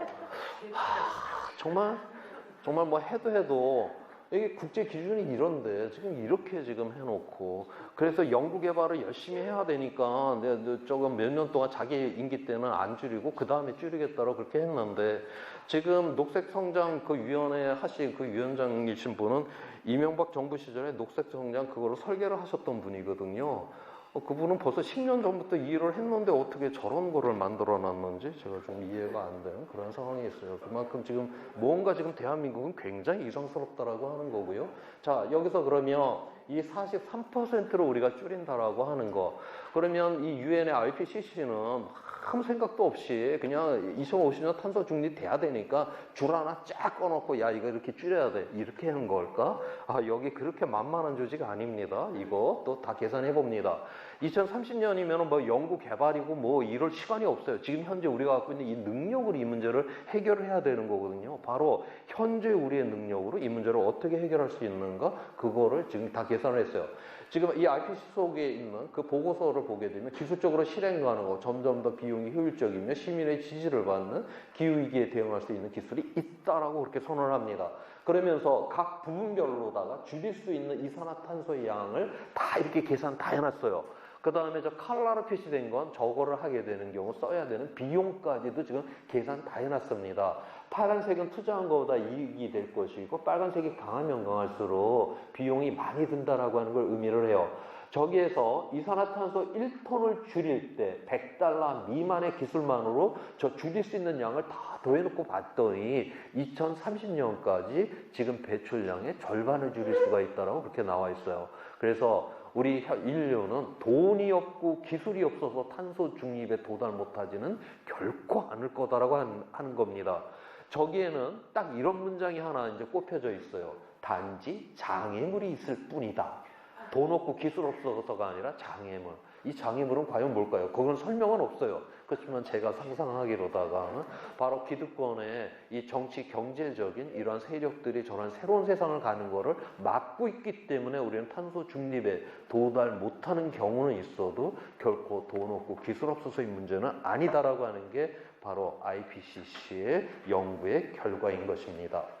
그래서 그러면 이 IPCC에서 그러면 앞으로는 또 어떻게 될 것이냐라고 하는 걸 지금 보여준 그림이에요.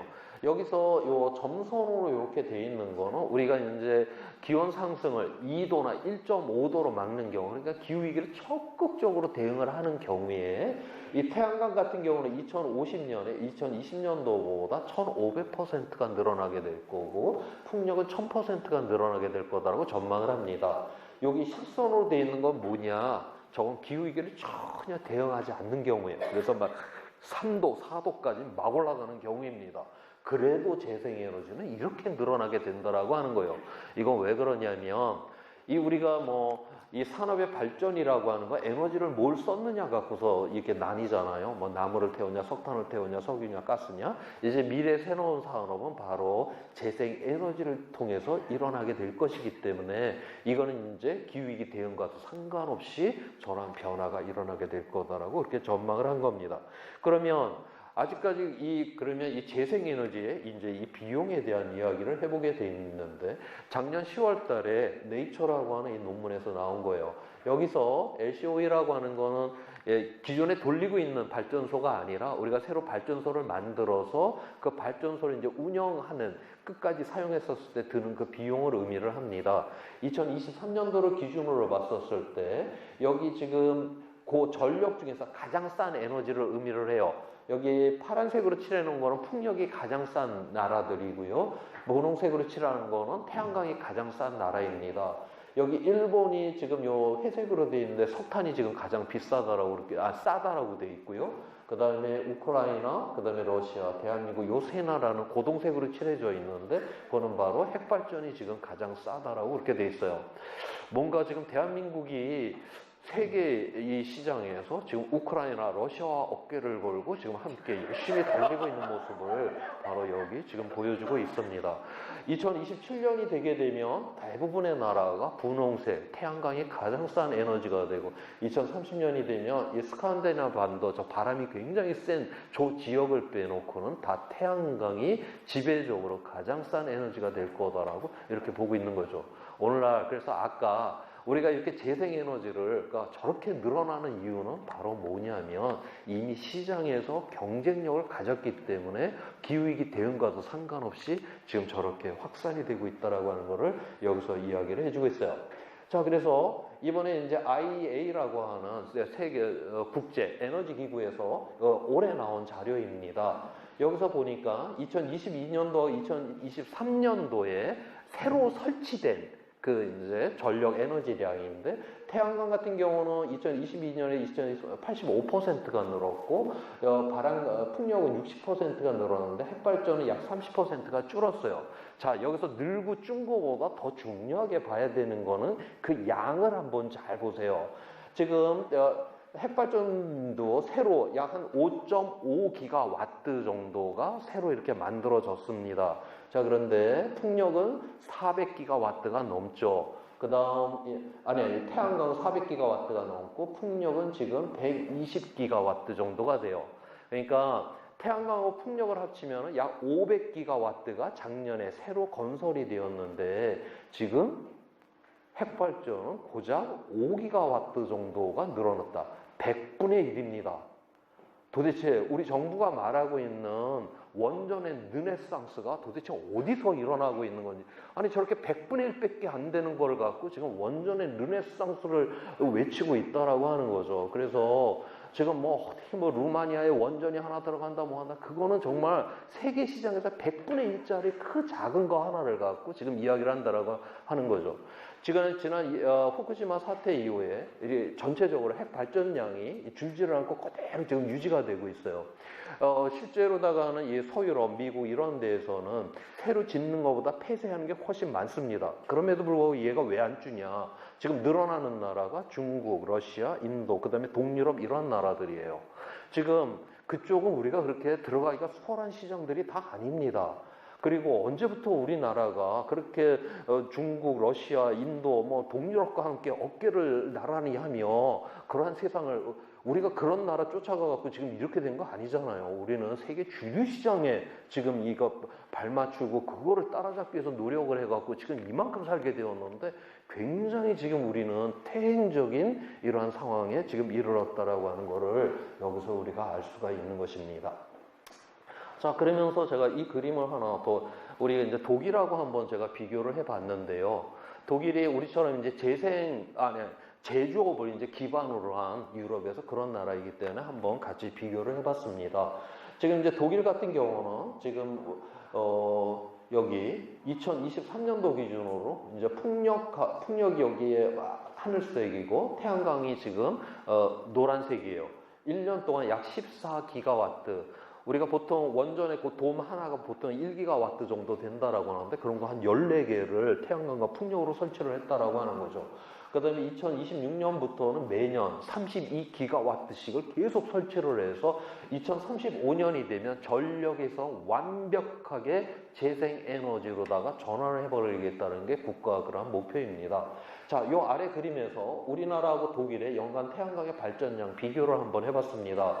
여기 파란색으로 된 거는 지금 독일이고요. 그 다음에 여기 주황색으로 된 건 대한민국이에요. 2021년까지는 독일이나 우리나라나 좀 비슷하게 이렇게 좀 쫓아갔습니다. 그런데 딱 그 다음에 되니까 독일은 이렇게 확 올라가는데 지금 우리는 이렇게 꺾여 들어가는 뭔가 지금 세상의 흐름과는 완전히 다르게 지금 가고 있는 모습을 지금 여기서 지금 보여주고 있다라고 하는 거죠. 자, 이건 뭘 의미를 하냐? 보통 우리가 태양광 풍력 같은 경우는 그 설치 비용을 갖다가 뽑아내는데 10년 미만이 걸리고요. 보통 석탄 발전, 핵 발전 같은 경우는 지금 10년 이상이 걸리죠. 우리나라는 계속 지금 석탄 발전소 계속 짓고 핵 발전소 계속 짓는다라고 하는 그런 상황이 있는데, 자, 그러면 이번 세기 중반이 되었을 때 어떤 일이 벌어지느냐?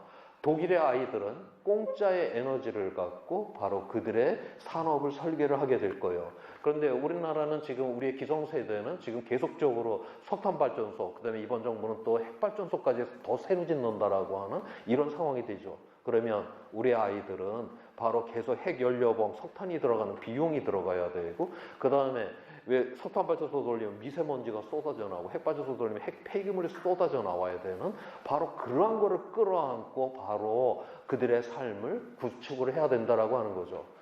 독일 아이들은 저 공짜에 저 쾌적한 환경 속에서 그들의 미래를 설계를 하는데 바로 우리는 우리의 미래 세대를 위해서 준비를 하는 건 바로 비용과 바로 이러한 폐기물들을 갖다가 우리 다음 세대한테 넘겨주는, 오늘날 우리의 기성세대가 대단히 성찰할 필요가 있는 거를 갖다가 또한 여기서 우리가 할 수가 있는 것입니다. 제가 또 이렇게까지 이야기를 하면 또 뭐가 이제 바로 나오냐면 우리나라의 자연 환경이 시원찮아 갖고 네 말은 다 맞는데 자연 환경이 시원찮아 갖고 절대로 재생에너지 하면 안 된다라는 또 그런 이야기들도 해야 됩니다. 자, 그래서 세계 월드뱅크에서 나온 자료로다가 한번 설명을 해보도록 할게요. 이건 태양광 그 발전할 수 있는 그 용량, 잠재량을 지금 보여주는데 지금 독일하고 한번 비교를 해봤습니다. 독일을 아시아로 끌고 와보세요. 저 몽골쯤 가 있는 그러한 나라예요. 우리보다 위도가 굉장히 높습니다. 아시다시피 태양광은 저위도로 가면 갈수록 에너지 효율이 훨씬 좋죠. 우리는 독일에 비하면 태양광 천국인 그러한 나라예요. 그러한 나라이고요. 지금 그거를 여기서 알 수가 있고. 그 다음에 이 풍력 같은 경우는 이 독일에 비해서 우리가 좀 약한 건 사실입니다. 그런데 보시는 바처럼 해상 풍력이 상당히 좋다라고 나오죠.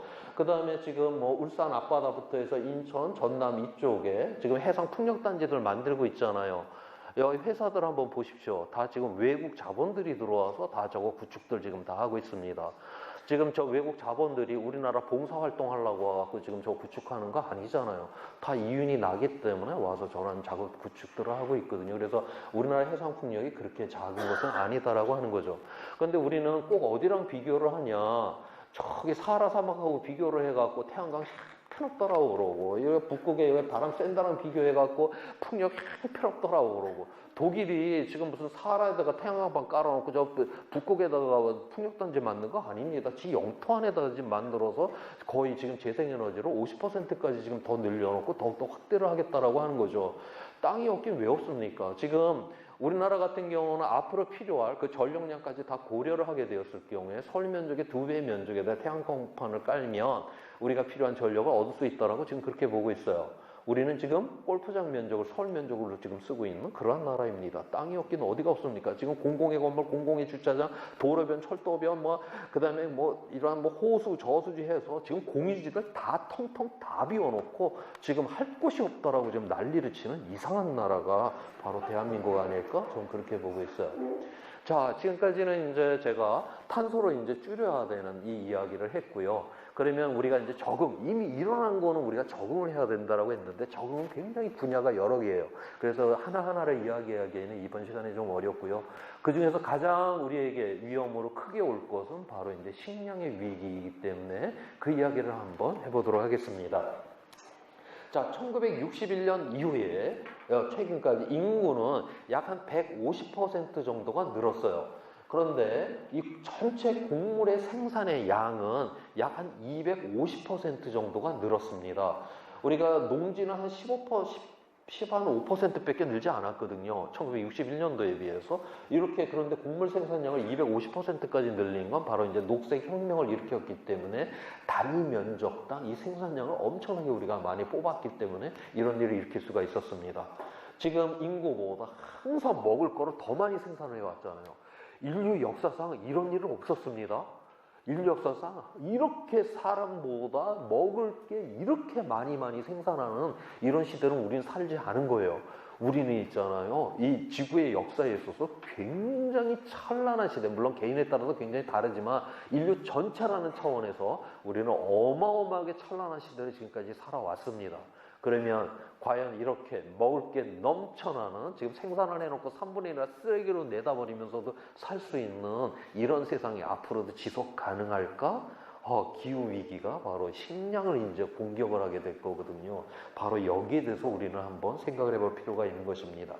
지금 1961년도에 인구는 30억이었고 굶주림에 시달리는 사람은 약 절반 이상이었어요. 대한민국도 이 안에 들어갔던 나라이죠. 최근에는 이제 인구가 80억이 되었고 빈곤은 약 한 10억 명 정도다라고 그렇게 보고 있습니다. 자, 2030년까지 이 인구가 이제 어떻게 될 것이냐? 지금 약 90억 내지 약 100억까지 인구는 증가를 한다.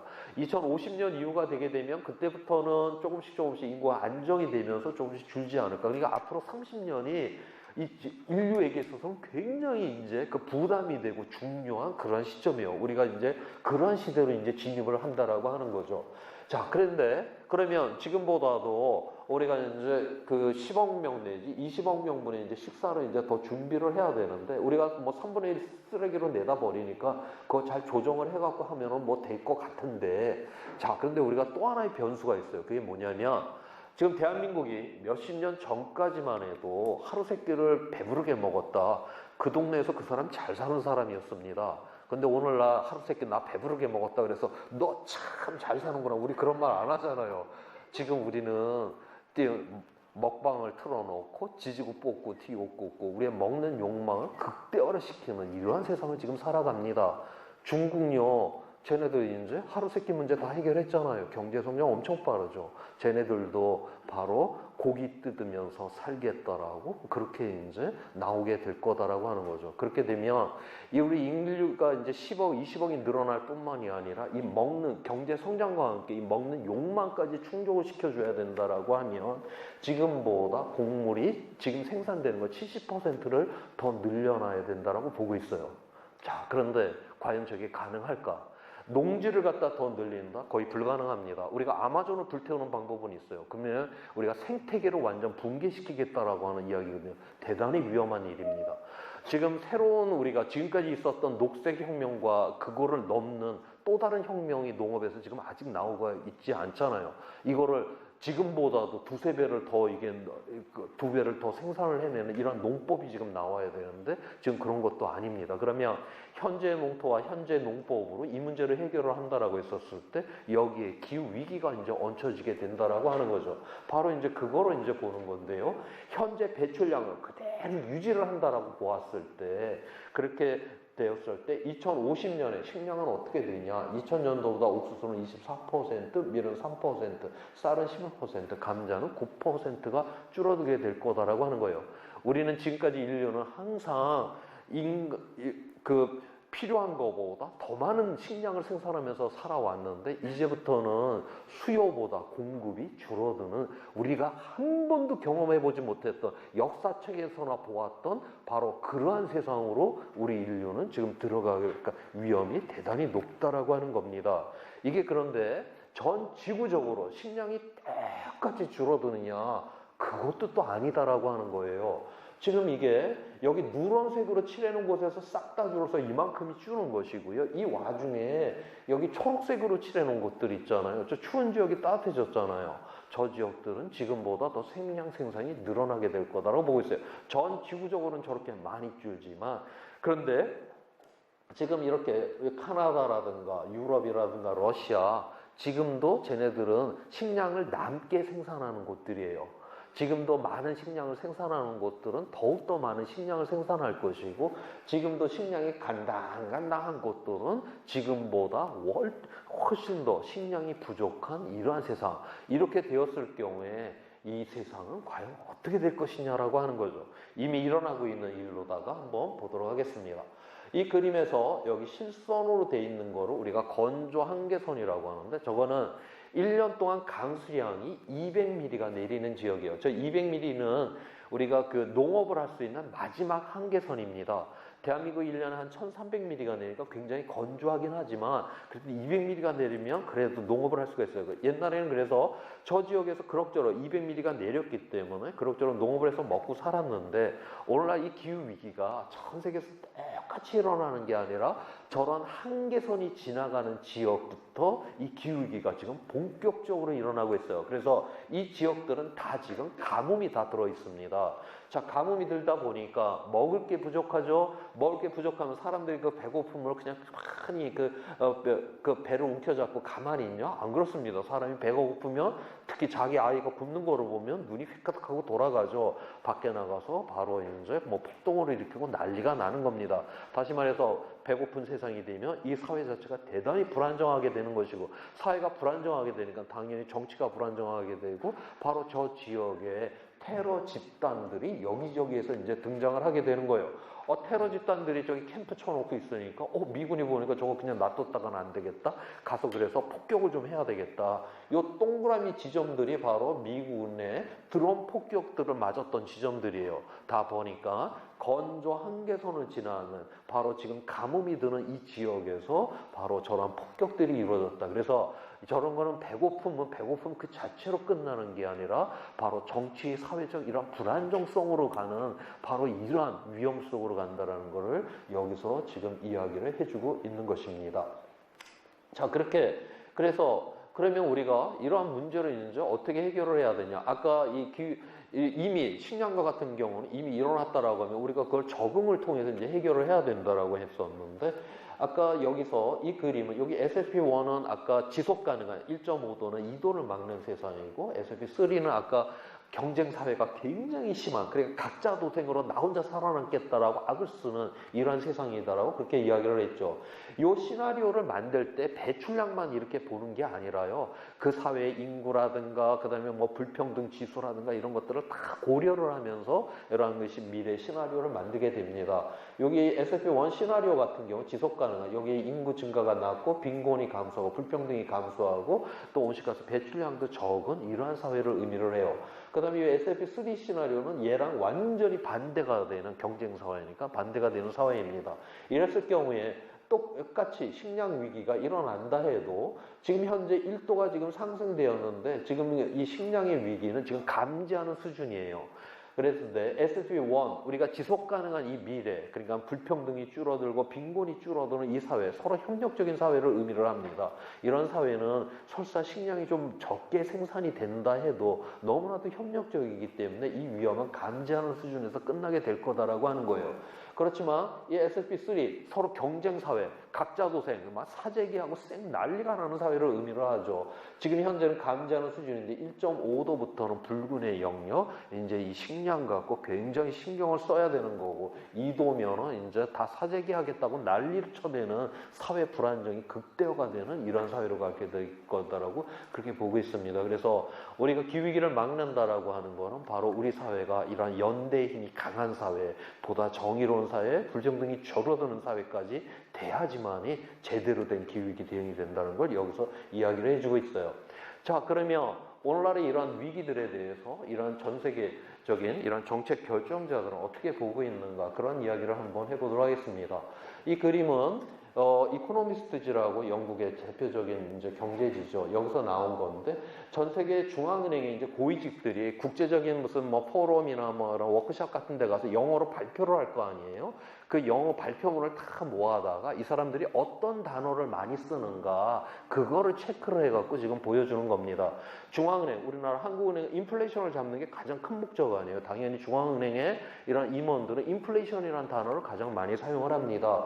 2000년 이후에 보니까 인플레이션이라는 단어를 많이 사용은 하지만 점점 그 사용 비중이 지금 줄고 있어요. 그 대신에 뭐가 늘어나나 봤더니 기후변화, 뭐 불평등, 아니 중앙은행의 사람들이 왜 저러한 용어들을 많이 사용을 하게 될까?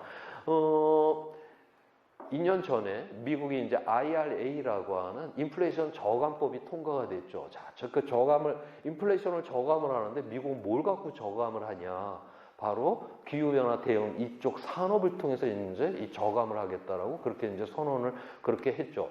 그래서 당시 이제 우리나라 대통령도 이제 미국에 가서 우리나라 전기 자동차 설치해주고, 그 다음에 배터리 공장 만들어주고, 그 다음에 뭐 태양광판 그거 뭐 만들어준다? 뭐 그런 거 이제 44조 원어치의 그 공장을 갖다가 미국에다 설치를 하겠다라고 그렇게 이야기를 했어요. 저 IRA 그거에 맞춰줘 갖고. 그리고 그런데 그 당시에 프랑스의 이제 마크롱 대통령도 그 당시에 미국을 방문을 했습니다. 이 사람은 가서 뭐라고 그랬냐? 야, 미국에만 중산층이 있냐? 프랑스에도 중산층이 있다. 니들은 왜 이런 보호무역적인 이러한 조치를 갖다 취해갖고 왜 공장을 다 이 안으로 끌고 들어오게 만들었냐? 이런 거는 해지해야 된다. 우리 프랑스도 중산층이 있으니까 거기도 공장이 있어야 되는 거 아니냐? 아니 대통령은 이렇게 말해야 되는 거 아닌가요? 아니 거기다가 다 44조 원어치 공장 거기다 다 설치하면 우리 아이들은 도대체 뭘 먹고 살으라고 그렇게 거기다 다 설치를 해줘. 그 다음에 받아온 거는 SMR이라고 하는 그 소형 모듈 저기 원자로 그거 하나, 그 몇 푼 되지도 않는 거 그거 하나 이제 받아왔는데, 그런데 SMR로다가 뭐 기후위기도 대응하고 뭐 다 한다라고 아까 봤지만 원전이라고 하는 건 재생에너지 100분의 1밖에 되지 않는 그 작은 시장이고, 작년에 처음으로다가 유타주에서 그 SMR을 실제 한번 설치를 하기 위해서 그 자금을 모았습니다. 우리나라 기업도 굉장히 많이 들어갔어요. 자, 그런데 그 자금을 다 못 모아갖고 그 사업이 이제 그 해체가 됐는데, 왜 해체를 했냐? 전력 중에서 가장 비싸요. 새로 짓는다라고 했었을 때. 이거보다 이것이 그 어떤 전력보다도 가장 비싸갖고 결국 그러니까 태양광 풍력보다 뭐 비쌀 정도가 아니라 가스 발전보다도 비싸갖고 결국 그 사업을 갖다가 그렇게 해산을 했거든요. 저렇게 시장에서도 퇴출되는 이런 거를 우리는 44조 원어치 그 미래 산업은 다 미국에다 갖다 바치고 그런 썩은 그러한 산업을 우리는 받아오는 게 지금 대한민국의 지금 국제 외교 수준이기도 합니다. 그래서 지금 저는 우리나라는 지금 이 기후위기가 문제가 아니라 우리 정치가 진짜 큰 위기다. 이래갖고 이거 어떻게 우리 아이들은 먹고 사느냐. 지금 그 큰 걱정을 해야 되는 상황이다라고 보고 있고요. 그 다음에 또 하나 이제 대표적인 정책 결정자를 위한 이런 하나의 모임이 세계 경제 포럼이에요. 이건 매년 1월 달에, 세계 정상들, 대표적인 거대 기업의 CEO들, 경제학자들이 모여서 이제 한 해를 그렇게 이제 전망을 합니다. 이 사람들이 이제 모여서 이 사람들에게 이제 설문조사를 하는 게 있는데 그 중에 하나가 앞으로 10년 이내 전 세계적으로 발생할 수 있는 위험이 무엇인가에 대한 설문조사예요. 작년 1월에 나온 건데요. 지금 1위부터 10위까지를 보니까 녹색으로 칠해놓은 것들이 많죠. 저건 기후 환경과 관련된 위험이 가장 크다라고 보았어요. 그 다음에 여기 붉은색으로 된 건 사회적 위험을 갖다 두 번째로 크다라고 보았고요. 세계 경제 포럼에 모인 사람들이 바로 이제 기후 환경의 위험이 가장 크고 사회적 위험이 크다라고 보았는데 이거는 똑같은 질문을 2007년부터 해갖고 차곡차곡 쌓아왔기 때문에 과거의 자료가 있습니다. 2012년에서 2021년까지 위험 1위부터 5위까지를 보여주는데 지금으로부터 10년 전을 보니까 여기 파란색들이 많죠. 저 파란색은 경제 위험이에요. 그러니까 10년 전까지만 해도 세계적인 그 정책 결정자들한테 어떤 위험이 일어납니까? 이렇게 질문을 하면 그건 경제 위험이지 이렇게 다 답변을 했는데 이게 10년 만에 이게 위험에 대해 보는 관점이 바뀌어서 이제 기후 환경의 위험, 사회적 위험이다 이렇게 이야기를 한다라고 하는 거죠. 왜 그러냐? 바로 병든 지구와 병든 사회에서는 더 이상의 이윤 추구가 불가능하다라고 하는 것을 인식하는 바로 이러한 세상으로 우리는 들어오게 되었다라고 하는 것입니다. 그러면 오늘날 이 병든 사회에 대한 이야기를 한번 해보도록 하겠는데요. 이 그림은 여기 전 세계에서 가장 잘 사는 사람 1% 안에 들어가는 사람들이 그 한 사람이 1년 동안 48톤의 이산화탄소를 배출합니다. 반면에 전 세계 가난한 사람, 절반인 사람들은 그 한 사람이 0.6톤만을 배출을 해요. 이게 차이가 지금 75배 차이가 납니다. 잘 사는 사람들이 75배 배출할 수 있지. 우리가 그거를 인정을 해준다면 이 세상은 너무 비참하잖아요. 차이가 나도 한두 배 차이 나는 거지. 어떻게 75배 차이를 인정을 해줄 수가 있습니까? 그 다음에 이제 여기서 전 세계 소득 수준이 10% 안에 들어가는 사람들이 전체 온실가스의 거의 지금 절반을 지금 배출을 하고 있어요. 그 다음에 전 세계 가난한 사람, 절반인 사람은 지금 고작 10% 정도의 온실가스를 지금 배출하고 있습니다. 대단히 불평등하다라고 하는 걸 여기서 이야기를 해주고 있고요. 여기 상위 10% 안에 들어가는 사람들이 많이 줄이라는 것도 아니에요. 유럽 연합 평균 수준으로만 좀 줄여줘도 내일 당장 온실가스가 3분의 1이 줄어듭니다. 다시 말해서 오늘날의 이 기후 위기는 잘 사는 사람들의 과잉의 욕망에 의해서 일어나고 있다는 걸 여기서 이야기를 해주고 있는 거예요. 지금 이 지구는 이 80억 명을 다 먹이고 그 다음에 이들에게 필요한 생필품을 공급할 수 있는 이러한 능력을 갖고 있습니다. 그런데 바로 잘 사는 사람들의 과잉의 그 욕망을 견뎌내질 못해서 오늘날 이 지구의 위기, 기후의 위기가 일어나고 있다라고 하는 거예요. 우리가 이런 말을 많이 듣죠. 야, 지금 저런 아프리카니 이런데 인도니 얘네들 다 잘 살게 되면 결국 온실가스 많이 배출하고 이러면 그냥 지구 끝장나는 거야. 자, 그것도 네이처라고 하는 이 논문에서 다 계산 다 해놨습니다. 여기 10억 명, 아까 굶주림에 시달리는 사람이 10억 명 아니에요. 이 사람들을 굶주림에 시달리지 않게 하려면 하루 1.9달러씩을 벌게만 해주면은 이 사람들이 굶지 않습니다. 자, 그래서 이 10억 명한테 그 소득을 하루에 1.9달러를 다 맞춰준 거예요. 한 2,500원을 맞춰주면 어떻게 되냐? 온실가스가 얼마나 늘어나냐 계산을 해봤더니 1% 미만밖에 안 늘어난다라고 하는 거예요. 그 다음에 전 세계 절반인 사람은 하루 5.5달러 미만으로다가 살아갑니다. 저 5.5달러는 하루 3끼를 먹고 자기 아이 뭐 기본적인 그 교육시킬 수 있는 그 정도 수준을 의미를 해요. 세계 40억 명, 절반인 사람을 다 저 5.5달러 수준으로 다 맞춰줬다라고 했었을 때, 그러면 늘어나게 되는 온실가스가 어느 정도냐? 18%라고 그렇게 계산이 나왔어요. 우리가 18% 줄인다. 저거 우리 집에 전기 하나만 꺼도 저런 거 금방 줄일 수가 있는 겁니다. 그래서 결코 이 세상에 가난한 사람들 때문에 이 기후위기가 가중될 거다라고 하는 거는 다 거짓이다라고 하는 거를 이미 네이처 논문에서 연구를 통해서 다 이렇게 증명을 해놨습니다. 자, 그래서 이 IPCC에서는 그럼 우리가 이 기후를 갖다 회복을 하기 위해서 기후 회복력 개발을 해야 된다라고 했는데, 저감, 온실가스 배출량을 줄여야 되고, 저금, 기후변화의 결과에 대해서는 적응을 해야 되고, 여기에 하나가 더 붙죠. 지속가능한 개발 목표. 2015년에 유엔에서 파리기후 협약, 기후위기 대응도 맺었지만 저 해에 바로 지속가능한 개발 목표도 같이 협약을 맺게 됩니다. 이거는 그거를 하는 이유는 뭐냐면 미래 세대가 그들의 필요를 충족할 수 있는 기반을 저해하지 않는 범위 내에서 현 세대의 필요를 충족시킨다라고 하는 바로 미래 세대, 우리 아까 처음에 이야기했던 지금 세대처럼 이렇게 하다가 우리 미래 세대는 지속 가능성이 없는 거예요. 그래서 그렇게 하기 위해서 이 17가지의 가치를 갖다가 실현을 해야 된다라고 하는 거고, 이 17가지 이 가치를 하나의 슬로건으로 유엔에서 정리를 해놨는데 아무도 뒤에 남겨두지 않는다. 다시 말해서 정의로운 세상을 만들어야지만이 오늘날 이 기후위기로부터 벗어난다. 그래서 이 기후회복력 개발에서는 1번 빈곤을 줄인다, 10번 불평등을 줄인다를 핵심의 그러한 가치로 삼는 이유가 바로 여기에 있습니다. 자, 그래서 오늘날 보게 되면 프란시스코 교황님께서 한 이야기인데, 지구의 부르짖음이라고 하는 거, 그 다음에 가난한 자의 부르짖음을 함께 우리는 해결을 해야 된다라고 하는 것이죠. 그래서 나온 게 바로 이제 도넛 모델이라고 하는 겁니다. 이거는 그 영국의 옥스퍼드 대학의 이제 여성 경제학자인 케이트 레이워스가 이제 제시를 했는데, 요 바깥쪽에 있는 이 원, 이거는 아까 앞에서 말했던 그 지구 위험 경계 9가지, 그건 물질적 위험성은 넘어서면 안 되죠. 그게 넘어서게 되면 우리의 삶의 기반이 이제 무너지게 되는 것이거든요. 그 다음에 이 안쪽에 있는 원은 좀 전에 이야기했던 지속 가능한 개발 목표, 사회적 기반을 의미를 하죠. 얘가 무너지면 우리 개인의 존엄성이 무너지고 사회가 너무나도 불안정해지잖아요. 그래서 이 물질적 유한성은 넘지 않고 사회적 기반은 무너지지 않는 바로 이 안에서만이 우리는 지속 가능하고 정의로운 세상을 만들어낼 수 있다라고 하는 것이 지금 이렇게 제시가 되어 있는 것입니다. 그래서 이거는 아직 정부 단위까지 해서는 지금 아직은 이걸 채택은 안 했지만, 이런 서유럽의 몇몇 도시들은 철저하게 저 도넛 모델에 의해서 오늘날 도시를 갖다가 재건하고 있다라고 하는 거죠.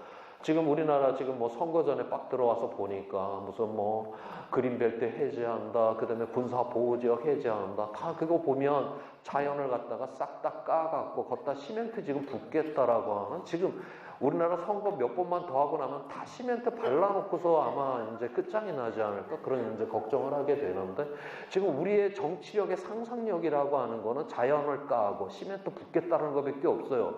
그런데 벌써 이미 이러한 선진적인 나라에서는 지구의 물질적 유한성이다라고 하는 거, 그래서 이 에너지와 자원이 어떻게 하면 순환되게 만들 것이냐, 그 다음에 이러한 사회적인 이러한 것들을 어떻게, 이러한 기반들을 어떻게 확보를 할 것이냐, 이거를 바로 도시 개발의 하나의 모델로 철저히 적어로다가 바로 정책을 하는 것들이 이미 등장하고 있다라고 하는 것입니다. 자, 그래서 앞으로 우리가 이제 2100년까지 미래 우리 인류가 가야 되는 수많은 이제 기후 대응과 관련된 길들이 있어요. 맨 위에 이 녹색의 길은 우리가 지속 가능한 미래로 가는 길이고요. 여기 빨간색으로 이거 된 건 전혀 기후위기 대응을 하지 않아서 우리가 파국으로 가는 그런 길을 의미를 합니다. 여기서 이제 중요한 거는 바로 2030년이에요. 우리가 앞으로 2030년 동안 전 세계가 이 기후위기 대응을 갖다가 정말 그냥 거의 안 하는 그 수준으로 우리가 가게 되면, 이 자리에서는 이 녹색, 지속 가능한 길로 갈 수 있는 모든 길이 다 차단돼 버릴 거다라고 하는 거예요. 그래서 이번에 IPCC 보고서에서는 마지막에 앞으로 10년 동안 우리 인류의 선택이 그 수백 년, 수천 년의 미래 지속 가능성을 결정하게 될 것이다라고 하면서 바로 그 지속 가능한 이 창문이 너무나도 지금 빨리 닫히고 있다. 그 당장의 대응을 요구하고 있는 것이고, 그래서 이 기후위기 대응은 우리 다음 세대가 어떻게 해볼 수 있는 게 아닙니다. 지금 여기 있는 우리들이 이건 해결을 안 하면 그냥 이건 끝장나는 그러한 미래다라고 하는 거를 이번에 IPCC 6차 보고서에서 강조를 하고 있어요. 자, 그러면 도대체 우리는 앞으로 이거를 6년 안에 이 문제를 해결을 해야 된다. 이거 가능한 뭐 택도 안 되는 소리를 우리가 하고 있는 거 아닐까? 뭐 이렇게 생각을 할 텐데, 우리 뭐 역사책을 보게 되면 수많은 그 문명들이 그 위기 앞에 다 무너져 버렸잖아요. 자, 그런데 무너진 것만이, 위기 앞에 무너진 것만이 인간의 역사는 아닙니다. 위기 속에서 또한 그거를 극복해서 더 나은 세상을 만들었던 것도 인간의 역사이기도 해요. 그 가장 대표적인 거를 이제 미국의 2차 대전 참전으로 많이들 이야기합니다. 미국이 처음부터 전쟁에 참여를 하진 않았죠. 한참 전쟁이 이제 진행된 다음에 뒤늦게 참전을 했는데, 참전되기 전날까지만 해도 포드 장군에서 승용차를 만들었고 영업 활동까지 했다라고 해요. 근데 이제 참전 선언을 했는데 승용차를 더 이상 만들 수는 없죠. 전쟁용 차량을 이제 쏟아지게 나와야 되는 바로 전시산업 전환을 합니다. 전시산업 전환을 하고, 이 전시산업은 중화학공업만 전시산업 전환을 하는 게 아니라 정말 이 사소한 경공업까지 다 식품산업 다 전시산업 전환을 해요. 뭐 청소기 필터를 만들었던 회사는 화생방 필터를 만드는 회사로 바뀌고요. 뭐 여성용 란제리를 만들었던 회사는 위장막 회사로 바뀝니다. 그게 이제 전시산업 전환인데, 이 전시산업을 전환을 하는데 미국이 뭐 10년씩 걸렸냐? 아니에요.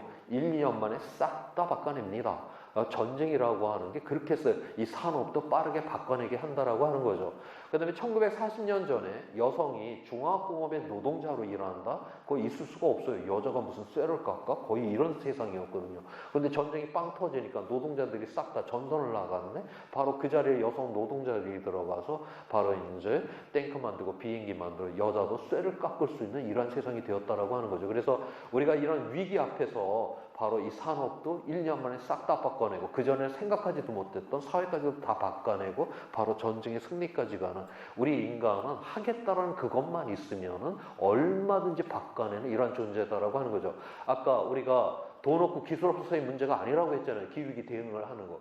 우리가 만들어 놓은 다 뭐 법이니 뭐 제도니 뭐 이런 것들을 우리가 만든 거 아닙니까? 뭐 이게 하늘에서 떨어진 법이 아니잖아요. 우리가 만든 법, 이거 우리가 바꿔내면 우리는 더 나은 세상으로 갈 수 있다라고 하는 거, 그리고 이런 일은 우리 역사 속에서도 일어났었다라고 하는 거를 바로 여기서 이야기를 해주는 겁니다. 자, 그렇게 해서 우리가 이제 2050년에 탄소 중립에 이제 도달을 했다라고 생각을 해보세요. 과연 그런 세상은 어떤 세상일까 하는 건데, 자, 제가 아까 앞에서 가장 그 도넛몰의 가장 대표적인 도시가 이제 암스테르담이라고 했는데, 그 암스테르담의 같은 지점을 1971년과 2020년도에 찍은 사진입니다.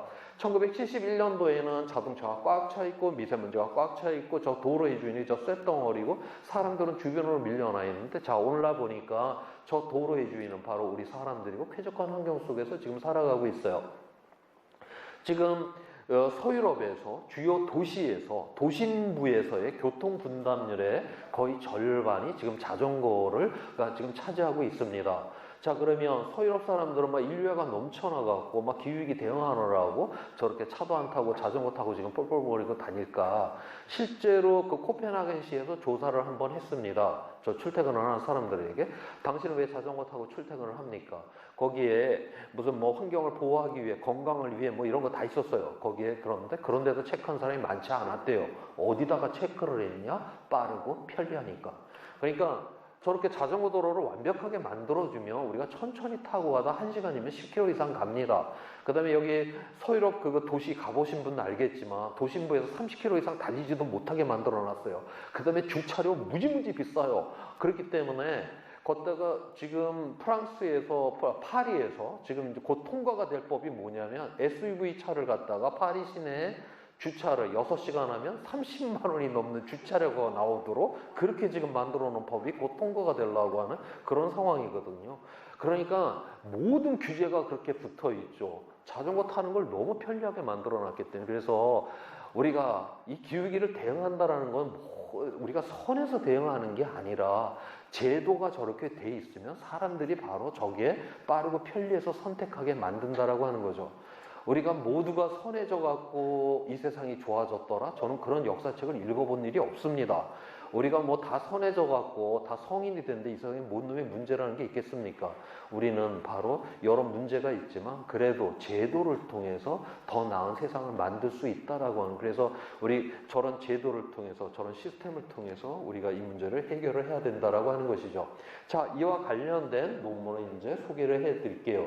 네이처 논문에 나온 겁니다. 이 논문은 뭐냐면 여기 공유지, 우리가 뭐 공기라든가 숲이라든가 하천, 강, 바다 이런 건 누구 개인의 것이 아니죠. 우리 모두의 것 아니에요. 그 중에서 대표적인 게 저수지예요. 바로 이제 하버드 대학교하고 예일 대학교의 그 연합 연구팀이 사람들을 모아갖고 시뮬레이션으로 실험을 해본 겁니다. 저수지가 있는데 거기 물을 다 똑같이 나눠줬어요.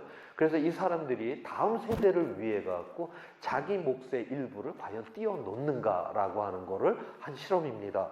여기에서 68%의 사람들은 그래도 내가 내 다음 세대를 위해서 내 몫이지만 일부를 띄워놓겠다라는 거를 결정을 하더라는 거죠. 그런데 저렇게 이제 10명 중에 7명은 저렇게 이타성이 있는데 10명 중에 3명은 뭘 그걸 다음 세대 뭐 내가 다 둘러마시고 말지 그렇게 생각을 하더라는 거죠. 자, 그런 식으로다가 그 저수지를 계속 이제 운영을 했대요. 그랬더니 4세대가 지났더니 이 저수지의 물은 싹 다 말라버렸습니다.